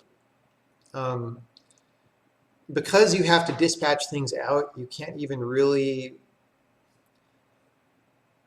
you could sort of try to like skip events you don't recognize as control events and buffer them for later, and then later handle your like window iconify events and stuff in the main frame where it's safe to do that. But it gets crazy really fast. And stuff like Linux, for example, I don't think provides good equivalents of things like direct input. Of course, neither does Windows anymore, so who knows? I don't even know what's a good, I can't even tell you what the best way is to read a key press on Windows anymore for a game.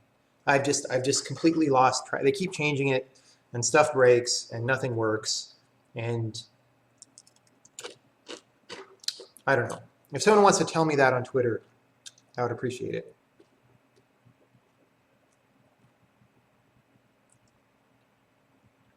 Yeah, so Sean is saying, even with your braid style fixed frame rate, something like 20 hertz is going to really hurt if you do things like jump button duration, controlling height of jump. That is true. I fortunately don't have that problem in braid. Jumps are all the same height because it's a puzzle game, and that was important for puzzle solving. So I don't have that particular problem. So the solution I'm going to talk about solves the problems that I have.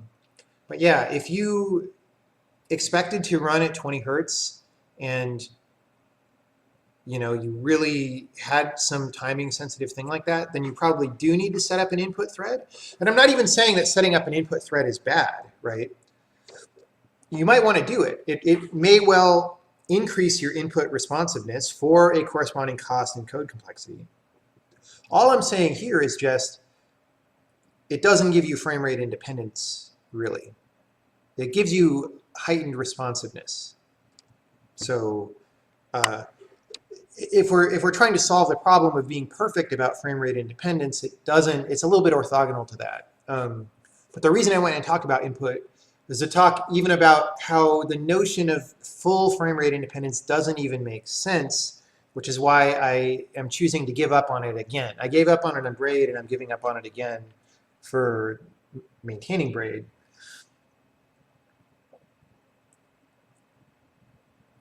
With regards to having a separate input thread, doesn't the OS and driver introduce non-determinism into the process of reading input anyway? Yes, they do.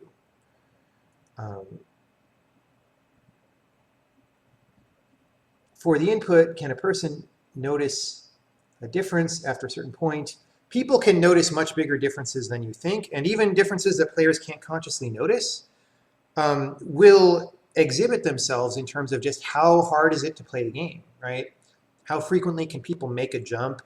Can they manage to jump up onto that ledge, or do they keep bouncing off it in some way?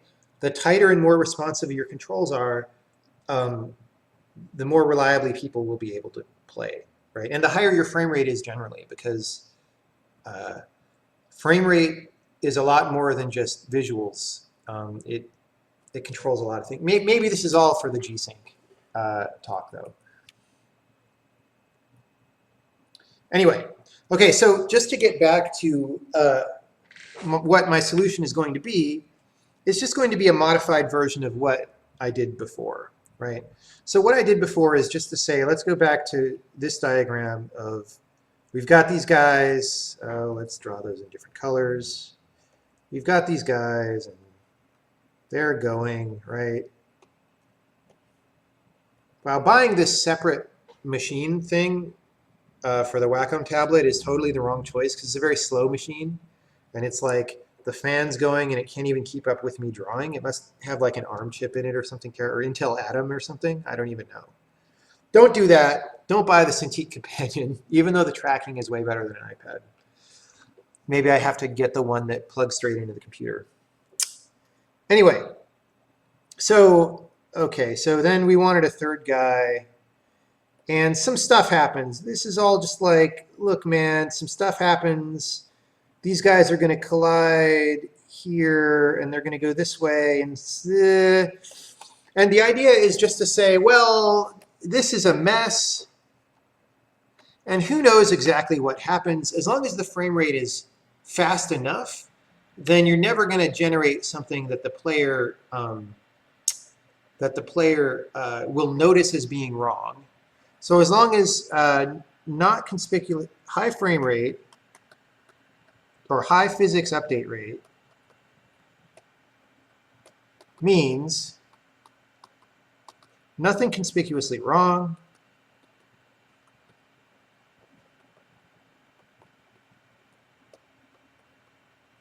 and can be made consistent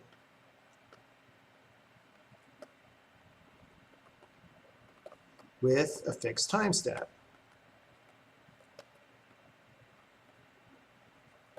For example, 1/60th of a second, which is what it was in Braid, right?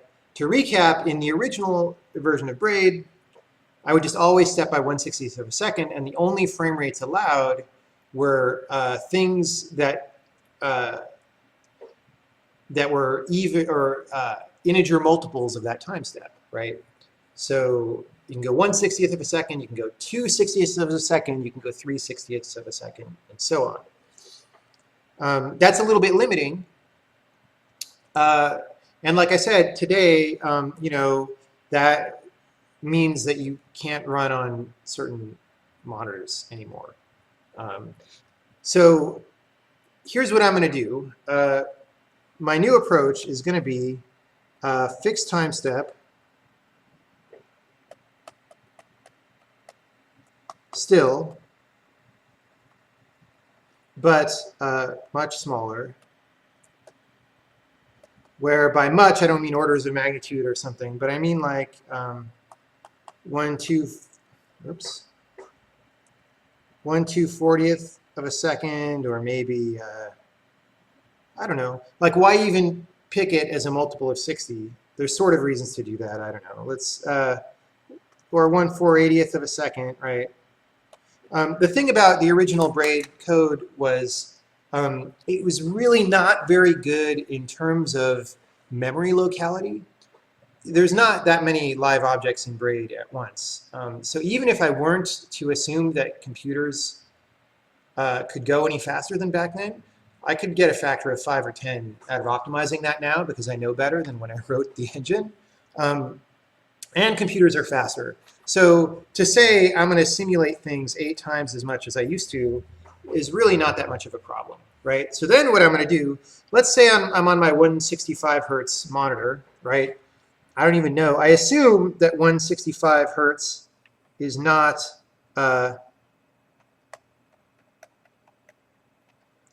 let's assume that 1/480th of a second doesn't evenly multiply into that. I don't know if it does or not. If it does, you pick a different frame rate monitor, right? So you're going to be sampling along here at fixed time steps. So every one of these points is the same, right? So now, let me just pretend. So here's the thing is, here's our refresh, and here's our refresh. So we hit a refresh here, but we missed it here, right? We have a frame, and then about 2/5 of a frame to simulate, and we want to see that on the screen. And then there's another 3/5 that hasn't happened yet. So what do you do? Well, the thing that I'm actually going to do to start with is I'm going to optimize, right, all this. So I'm going to optimize so that I can hit that. And I'll probably just hit that anyway, running it on my modern laptop. I'll just be able to go that fast, but I'm going to optimize anyway for my own peace of mind, right? And then what I'm going to do is I'm going to run at fixed time steps. So let me label these because I didn't really draw them the same distance. But these are all the same size, right? Up until, this is still the same size. Doesn't look it, but it is. Up until this one. So I'm going to sim at the same frame rate up until that one. And then I'm going to take a tiny, tiny different time step. I'm going to go, red alert, 1/480 times k, where k is small, right? K is less than 1. Now,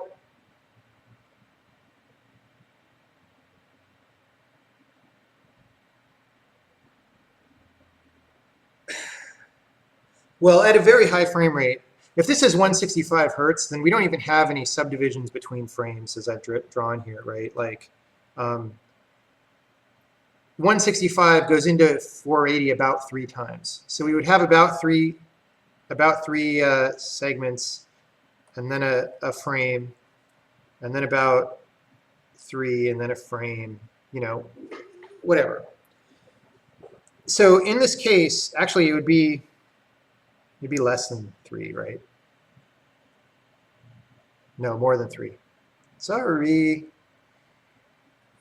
Anyway, so we're going to take fixed. Wow, man, only 3 at 480. Maybe I have to make this number even higher. But so my first approach, low-hanging fruit, is just going to be to take fixed time steps most of the time. And then my non-fixed time step that I'm going to squeeze in is always going to be shorter than the fixed time step. And my hope is just that as we know, as you take smaller and smaller approximations to something that's curved, they become linearized, right? So the smaller the time step is, the better this approximation, right? So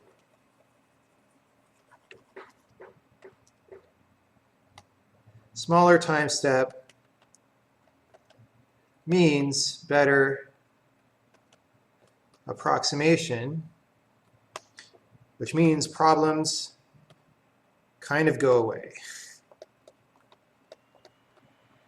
So because we're mostly being fixed, and then our variable bit is short, then I'm going to hope that just no problems arise in practice. Now, this is not frame rate independent.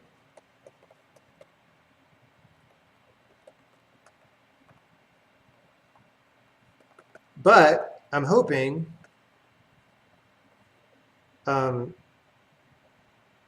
problems go away, basically.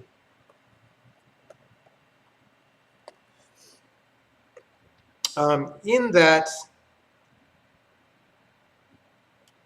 this time step will be so short that you'll never see a visible inconsistency. Now that might not be true because this is only step 1 of the plan, right? So step 1 of the plan is to do this and evaluate this before we do something more complicated, right? Now step 2 of the plan, let's assume that that's not good enough, right? If it's good enough, we're done. The reason why I want to say, you know, maybe problems go away is just, again, if you have a curve and you step it really coarsely, as we saw, that's a poor approximation. But if you step it really finely, then you're staying pretty close to the curve. So the distance between the line and the curve here is much bigger than the distance between the line and the curve here. And you get that at cost of CPU and GPU and all that, but you want to spend CPU and GPU to make the game feel really good anyway. That's why people buy these really nice monitors, right?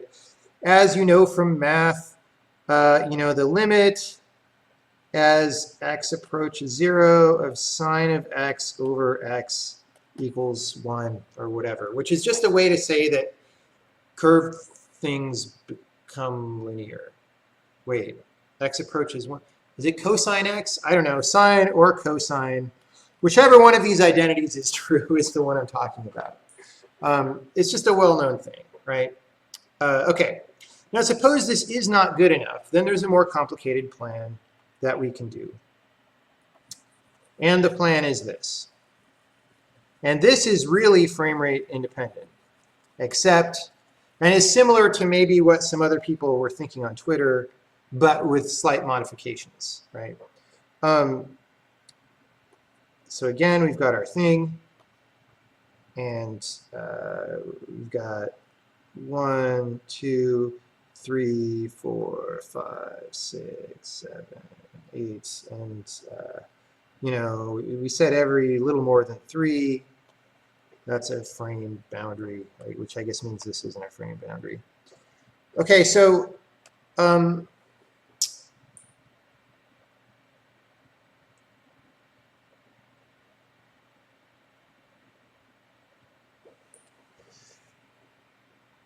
the frame rate independent version, some people were suggesting on Twitter Well, why don't you just always interpolate, right? So if you want to do this in a frame rate independent way, you can wait until this one happens, right? And then the frame that you draw is, so you've simulated this last frame, you've simulated this frame, and then the frame that you draw is, let's call this state n and state n plus 1, draw, interpolate between s of n plus 1 by k, right? So the problem with that is that this adds latency to the game, latency and variance to what you're seeing, right? You can do it. It'll make things look smooth, right? But you've added less than a frame of latency at all times. Now, in the same way that I was saying that hopefully at numbers around like 1,480, all your problems go away, maybe this latency becomes such a small problem at those high of frame rates. But who knows? You also, I mean, you're also adding weird variance to when you see your response to the input. And if you actually were to diagram out what actually happens in these cases, it gets complicated and it's not all good, right? I don't prefer to do interpolation kinds of things, but here's what I'm going to do. And someone suggested something very close to this, actually. So there's sort of, remember, there's sort of at least two things that you want to run, right? There's ballistics,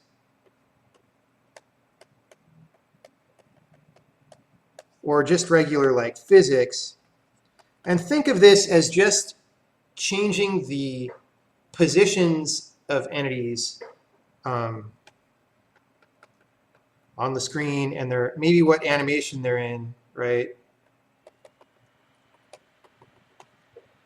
And then the other thing that could happen is, I'll put it in a different color, major gameplay changes, player death, and whatnot. Player death is the biggest example, right, for the purposes of this. Now, the idea is that we run the ballistics and physics basically every time we need to. So we run it in fixed time steps to get consistent results, right? And then we run an extra one here, but we're going to throw that away later, right? So we're going to go here, here, here, here, whoops, skip it, here, here, here, whoop, skip it, right? So we're going to render it, or we're going to do that for the purposes of drawing, but we'll skip it for the purposes of having a fixed frame rate. So now we have an intermediate, this is an intermediate result for rendering only that gets thrown away. So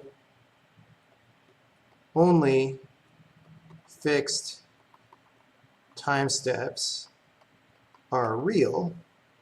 Now the problem, if you do this naively, is that you can see really bad stuff. Like, oh, I was running and I was going to jump just in time, but we extrapolated the player into some spikes here, and you see the player die, and then you see him undie the next frame because that result got thrown out, right?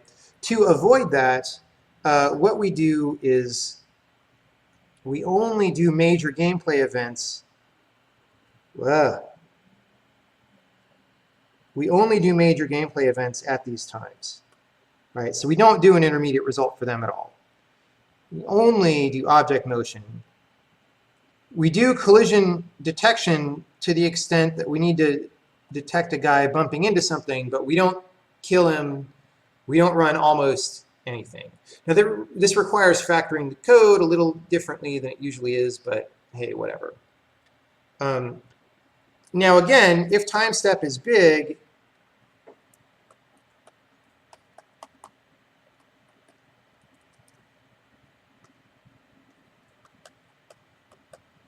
intermediate results are confusing.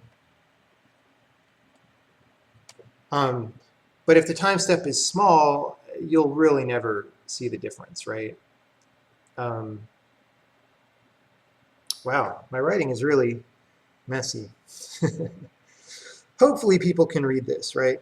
So this is the way to get frame rate independence.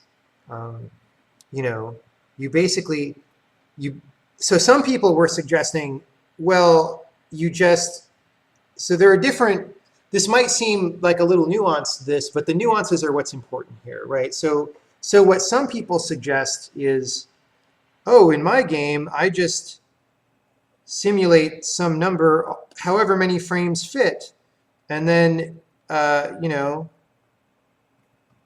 and then I just draw that, right? So here, if this comes here, then I just draw this one, right? And then when this one is here, I just draw this one. You can see I'm falling behind here, and eventually I'll get 4 sample points during a frame here. So this is bad. Well, this is getting cluttered, but let's pick a different color. Bad.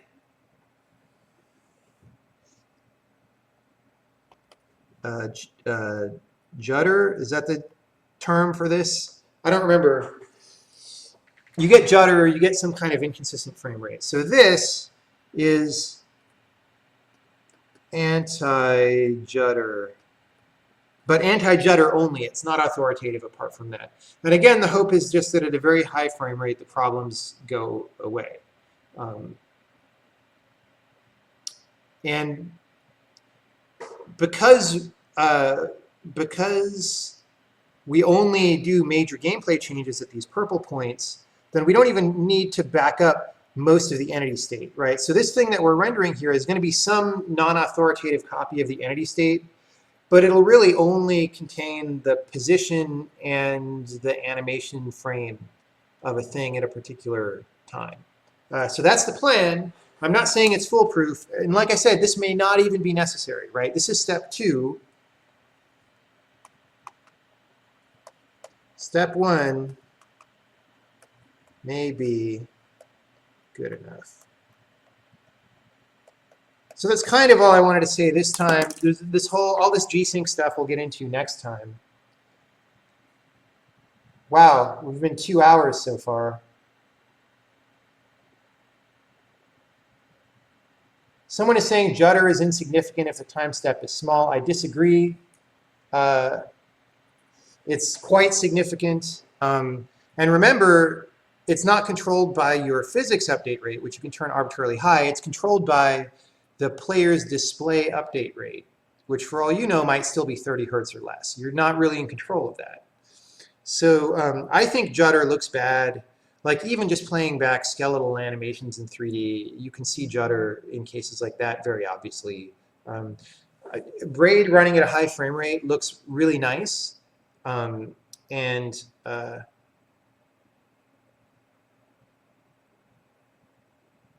Oh, you know, there's one other thing I should draw on this diagram. It looks really nice and smooth, and if you introduce judder, you'll see it become jerky immediately. It's immediately noticeable. Okay, the last thing I want to say here is just that I'm going to make another set of dots of things that only happen every frame. And this is particles or other things that are cosmetics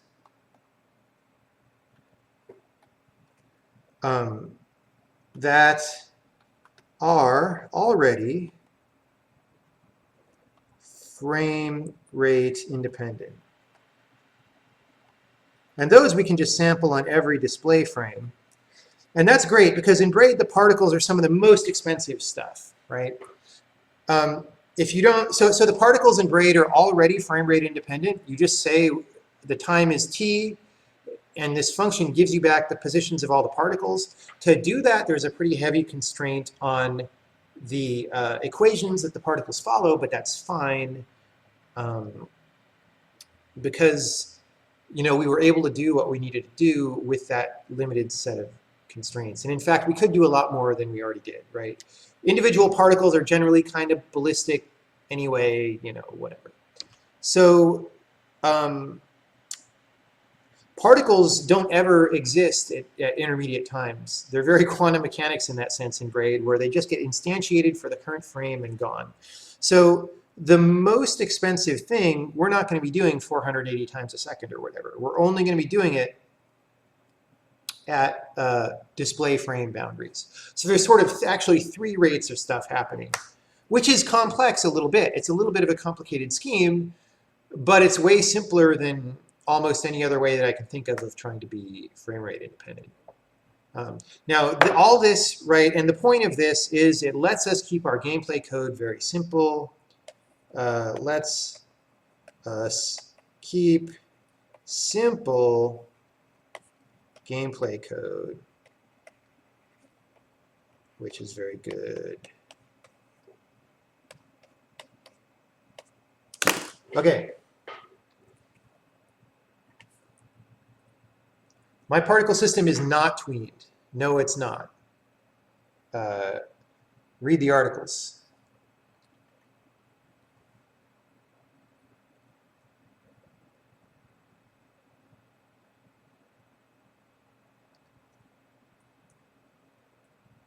Someone is saying Judder is bounded by the physics update rate. Just imagine sim rate of...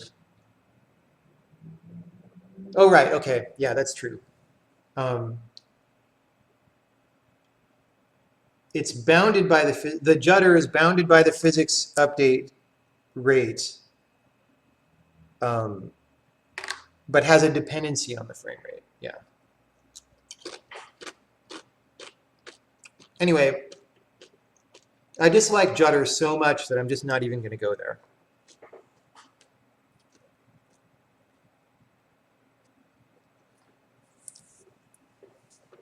Are these new methods worse for slower machines than what you have in Braid right now? Yes, if only because I'm cranking up the rate really high. But on the other hand, there's so much room to optimize that I believe in the end it'll actually use less CPU anyway. Of course, I'm putting more work in, but I'm much more knowledgeable about how to make a loop like this go faster than I was back in the day. So it should be easy to make it fast.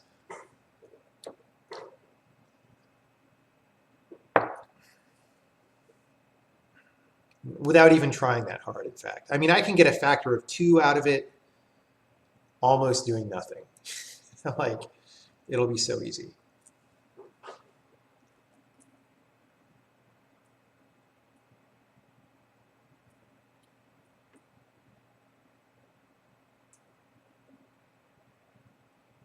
Oh, great. I'm going to get asked action system haranguement from someone.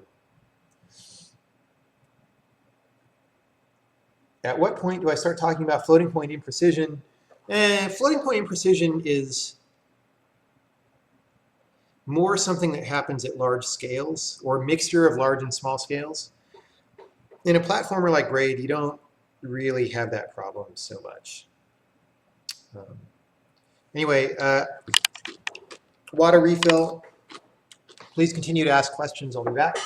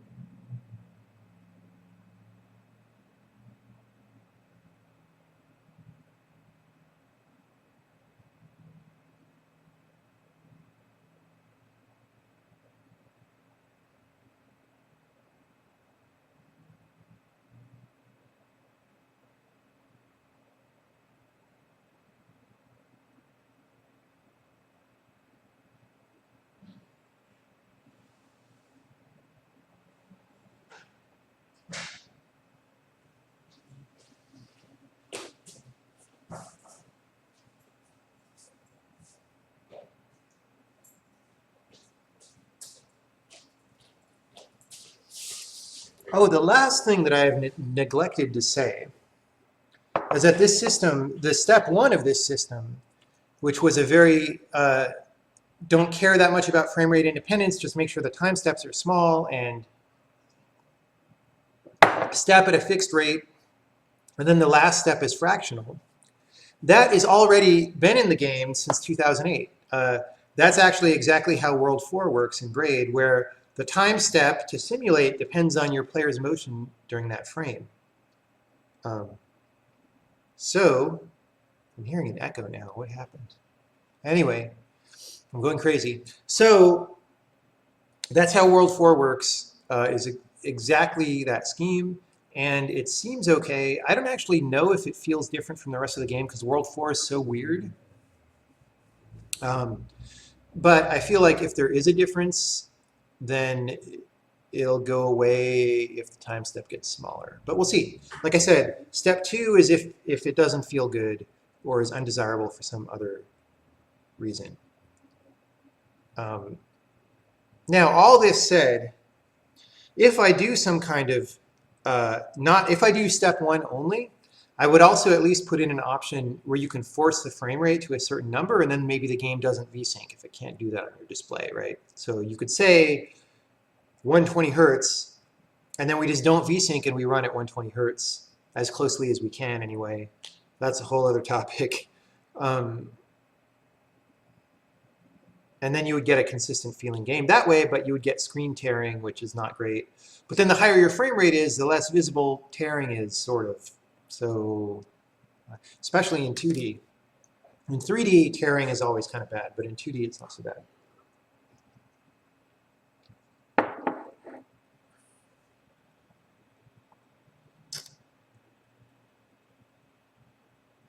Is the witness frame rate independent already? It's not really. But we didn't worry about it so much because it's just about moving a viewpoint around. So, I mean, we did the motion code for the viewpoint to be reasonably frame rate independent, but there are things that aren't, and it's fine. You know, as long as you're aware. So, like I said, it's impossible to solve all these problems in reality. Like, so the whole system that Sean mentioned that they used in Thief, I'm sure that had a bunch of exceptions for gameplay code of the kind that I'm talking about. It probably was only for physics, because I am not aware of any game in the history of games that was fully frame rate independent, like for real, 100%. Even if you ignore input, right? Ignore the weird input stuff. I don't know of any game that ever really had its game logic be frame rate independent. It's basically so much harder than doing it the other way. There are plenty of games that have physics systems. Well, especially, I mean, if you use Havoc or something like that, it's doing the kind of thing like Sean said, I believe. Some physics engines do that, right? But then as soon as you get into gameplay code, it's a different story.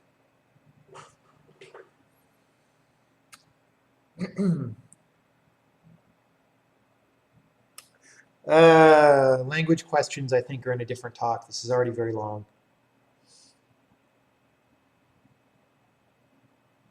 Will I be writing up an article about this system once I get it working in Braid? Probably, but it's probably going to be just what I just said. So maybe I'll just point people at the video. Well, I don't know. We'll see. Depending on how well this works, or if someone suggests something different, we might end up doing something different.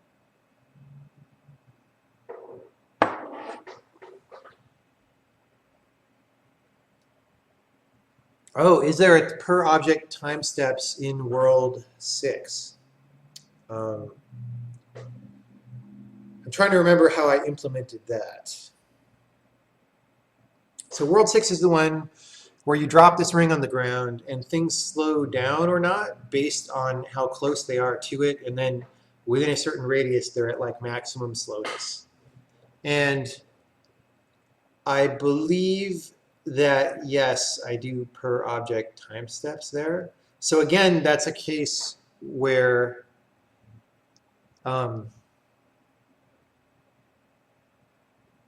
well, wait. I mean, it depends on what you mean. I have per object durations, and what that just is, though, is that they run the same number of time steps as all the other objects. It's just their dt gets multiplied by some number, right? Now, braid is weird though, because all the rewind exempt objects get their own update loop like after the main objects. I don't remember why I did it that way.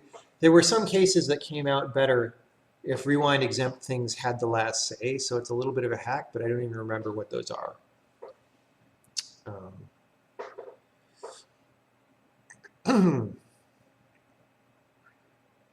But really that's more about the gameplay logic update step than the physics step.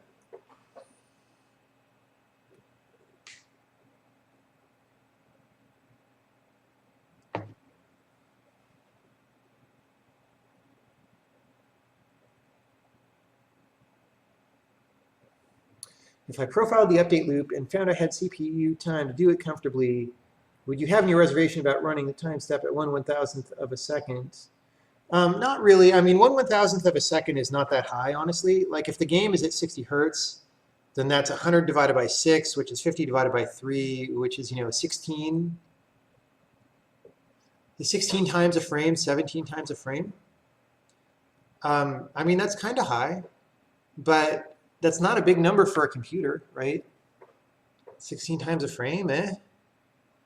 We do millions of triangles a frame in a 3D game. It sort of depends on your problem domain. Like braid just doesn't have that much stuff on the screen at any time. So it's much more plausible to do things at a high update rate. Now the thing is, an issue that I haven't talked about is,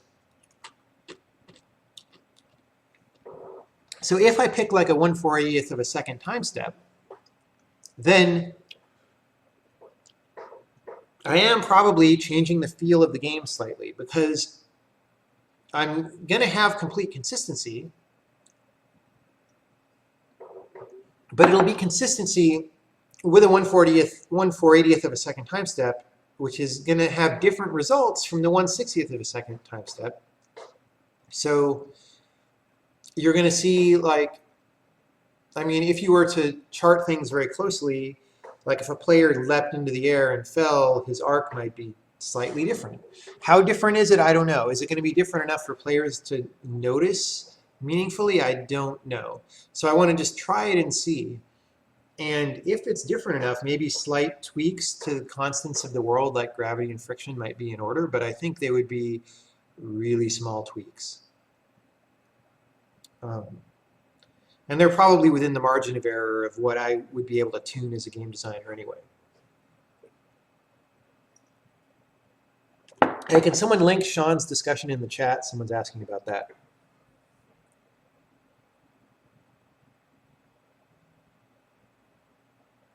Someone's saying, could I increase or decrease judder by lifting up the rewind button at some point between display frames? Not really, because rewind is a different thing. So when you're rewinding, most stuff in the game is not simulating in this whole scheme that we've talked about.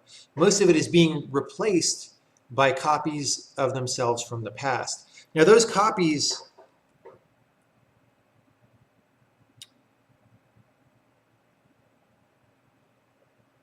it is an interesting topic because rewind is inherently going to have judder a little bit or something because I only store those copies at these times. And I don't really interpolate right now. For some reason, I feel differently about judder when rewinding versus not, just because it's supposed to be a weird thing that doesn't exactly represent reality or something. But the point is, when you're rewinding, what happens is, at the rate of, actually, no, there's no judder.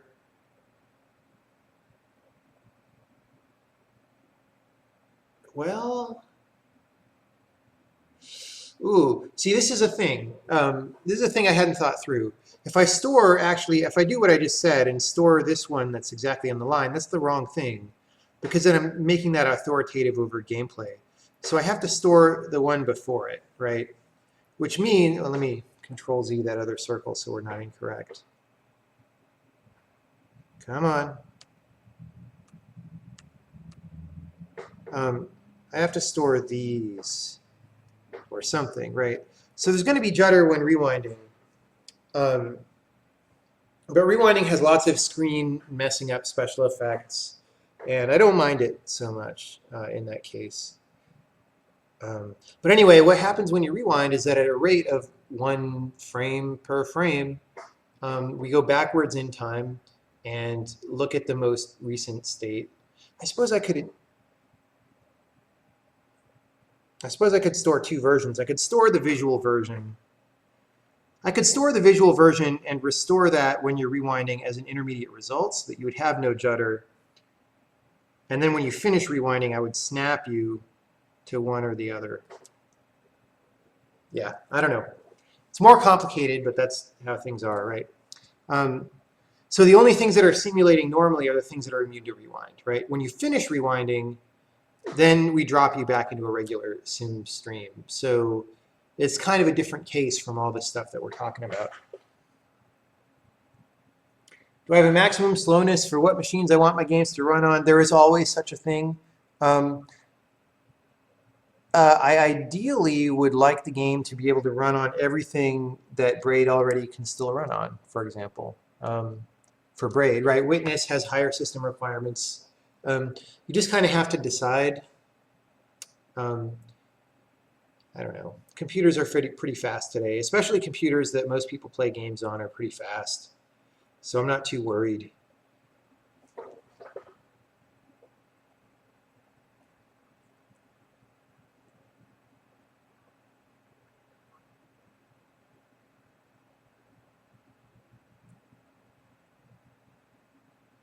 Am I going to need 8 times the memory to store the rewind?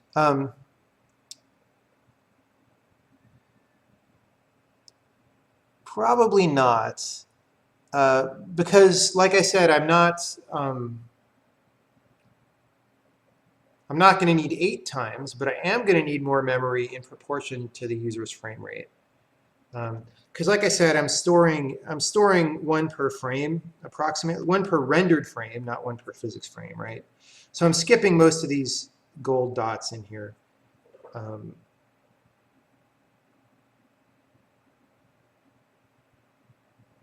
Now remember, this whole blue diagram with like 3 gold dots per blue line is for a 165 hertz monitor, right?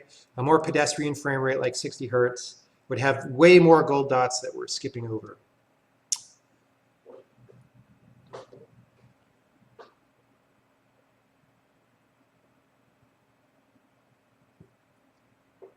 So we would need more memory in proportion to the player's frame rate. And maybe we would cap it at some point, not to be insane, cap the frame rate.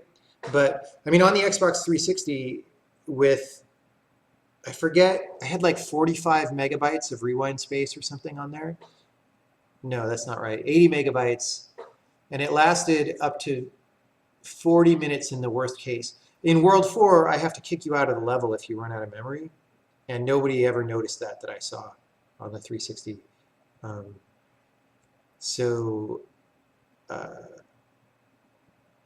mean, the alternative was to just silently delete frames at the beginning of the level, but then you could find yourself stuck in the level and not get to the exit door maybe under some cases. I don't know.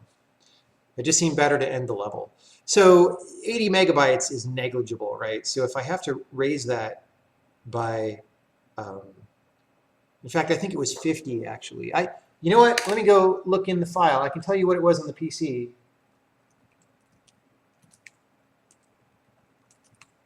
Variables, rewind. I don't remember what the variable's called. Oh, max memory for frame records. So 80 megabytes is what we raised it to on the PC after the Xbox 360 release. So 360 was less than that. I think it was in the neighborhood of 45 or 50 megs. So let's say someone has a 600 hertz monitor, then we need 500 to 800 megs of RAM to get the same, which is, sounds like a lot, but is trivial on any system that should have a 600 hertz monitor, right? So I don't feel like that's a problem.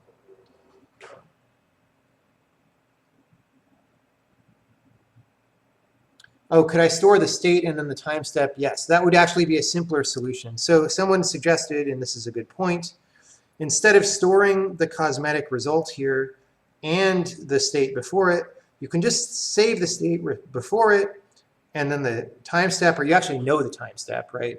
Because it's just the time you want minus the time of that recording, and just simulate it forward again. And actually, now that you've said that, I'm pretty sure that Braid already does that, so we don't really have judder. I'm pretty sure we do that. Certainly we do that in places like World 4 where the time step is weird, I think. I don't know. I don't know, man. It's been so long.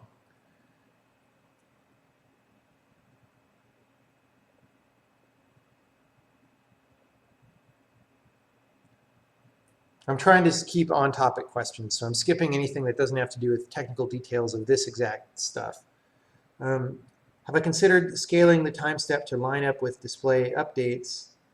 Well, no, because that'll make the physics of the game different on different display rates, which is what we're trying to avoid.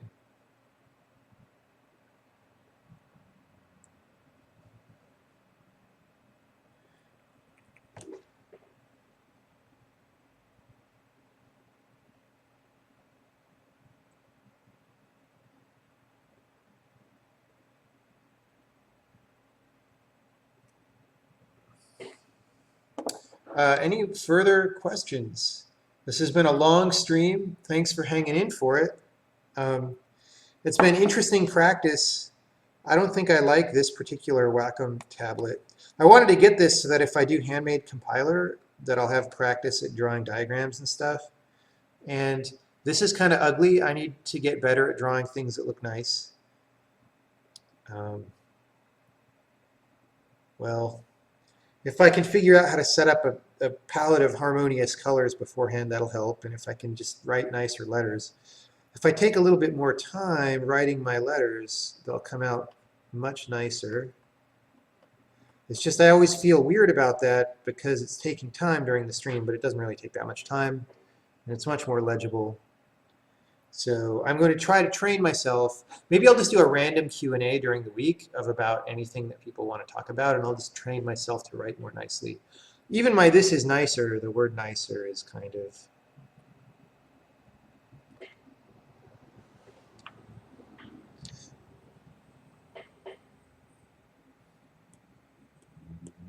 Could this affect how the game looks when displaying on multiple monitors? Not really. Displaying on multiple monitors is... if you mean displaying on one monitor in a multi-mon setup, not really. It's just more a technical effort to get it right, which is again hard under Windows to do the right thing in that case. If you mean to spread the game across multiple monitors, then hopefully they're running at the same refresh rate, because if they ain't, that's going to be weird.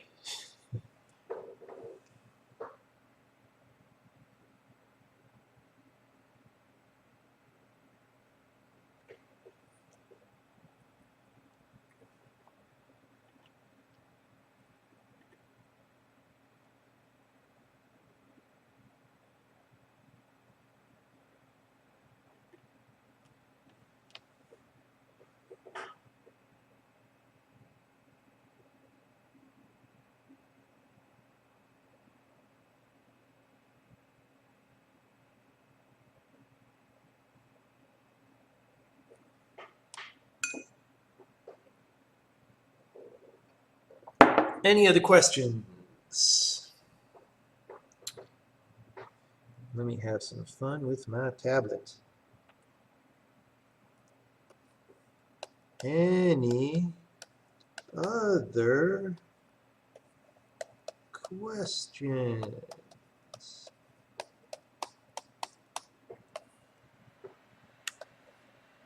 That is completely illegible.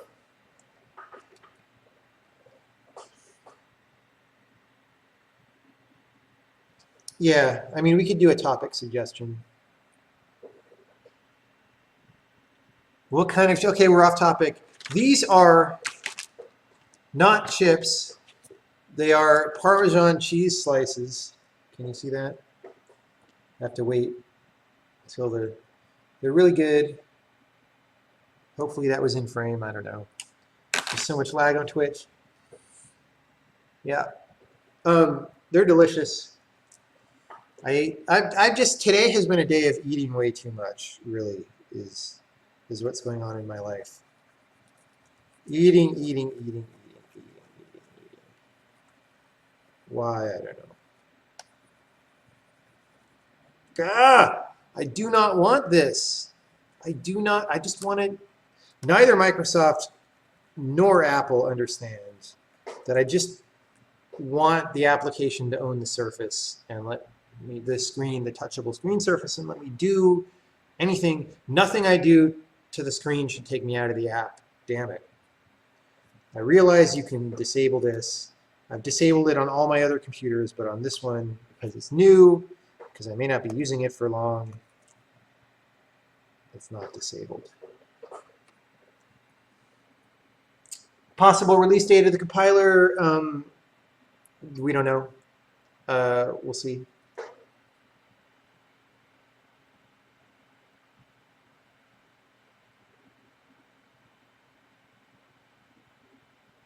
Okay, that's all the on-topic questions. And it's been a really long stream. Oh my God, I started this at 5, right? So it's like 7:45 already. Just like Sean said, you know what? There's so much, to people like us who have been doing games for decades, this doesn't seem like that complicated of a topic, but it's because we've lived through it and we've summarized all this in our heads and we just know all this stuff. But to sit down and explain it, there's just a lot to explain and it takes forever. And I didn't even get to everything that's important, actually. That was like a cursory summary of the topic, right? I didn't talk about most approaches that you could do or ways that some games approach this, or I probably forgot some things that are really important. It just, man, programming games is complicated. That was one tiny subtopic out of the many whole topics of how to do even a simple 2D game in a high quality way. So thanks for showing up. And thanks to Sean for doing that presentation yesterday, because it got me in the mindset to do one as well. I'll put this on YouTube soon if you missed any of it. And until later, goodbye, says my new tablet.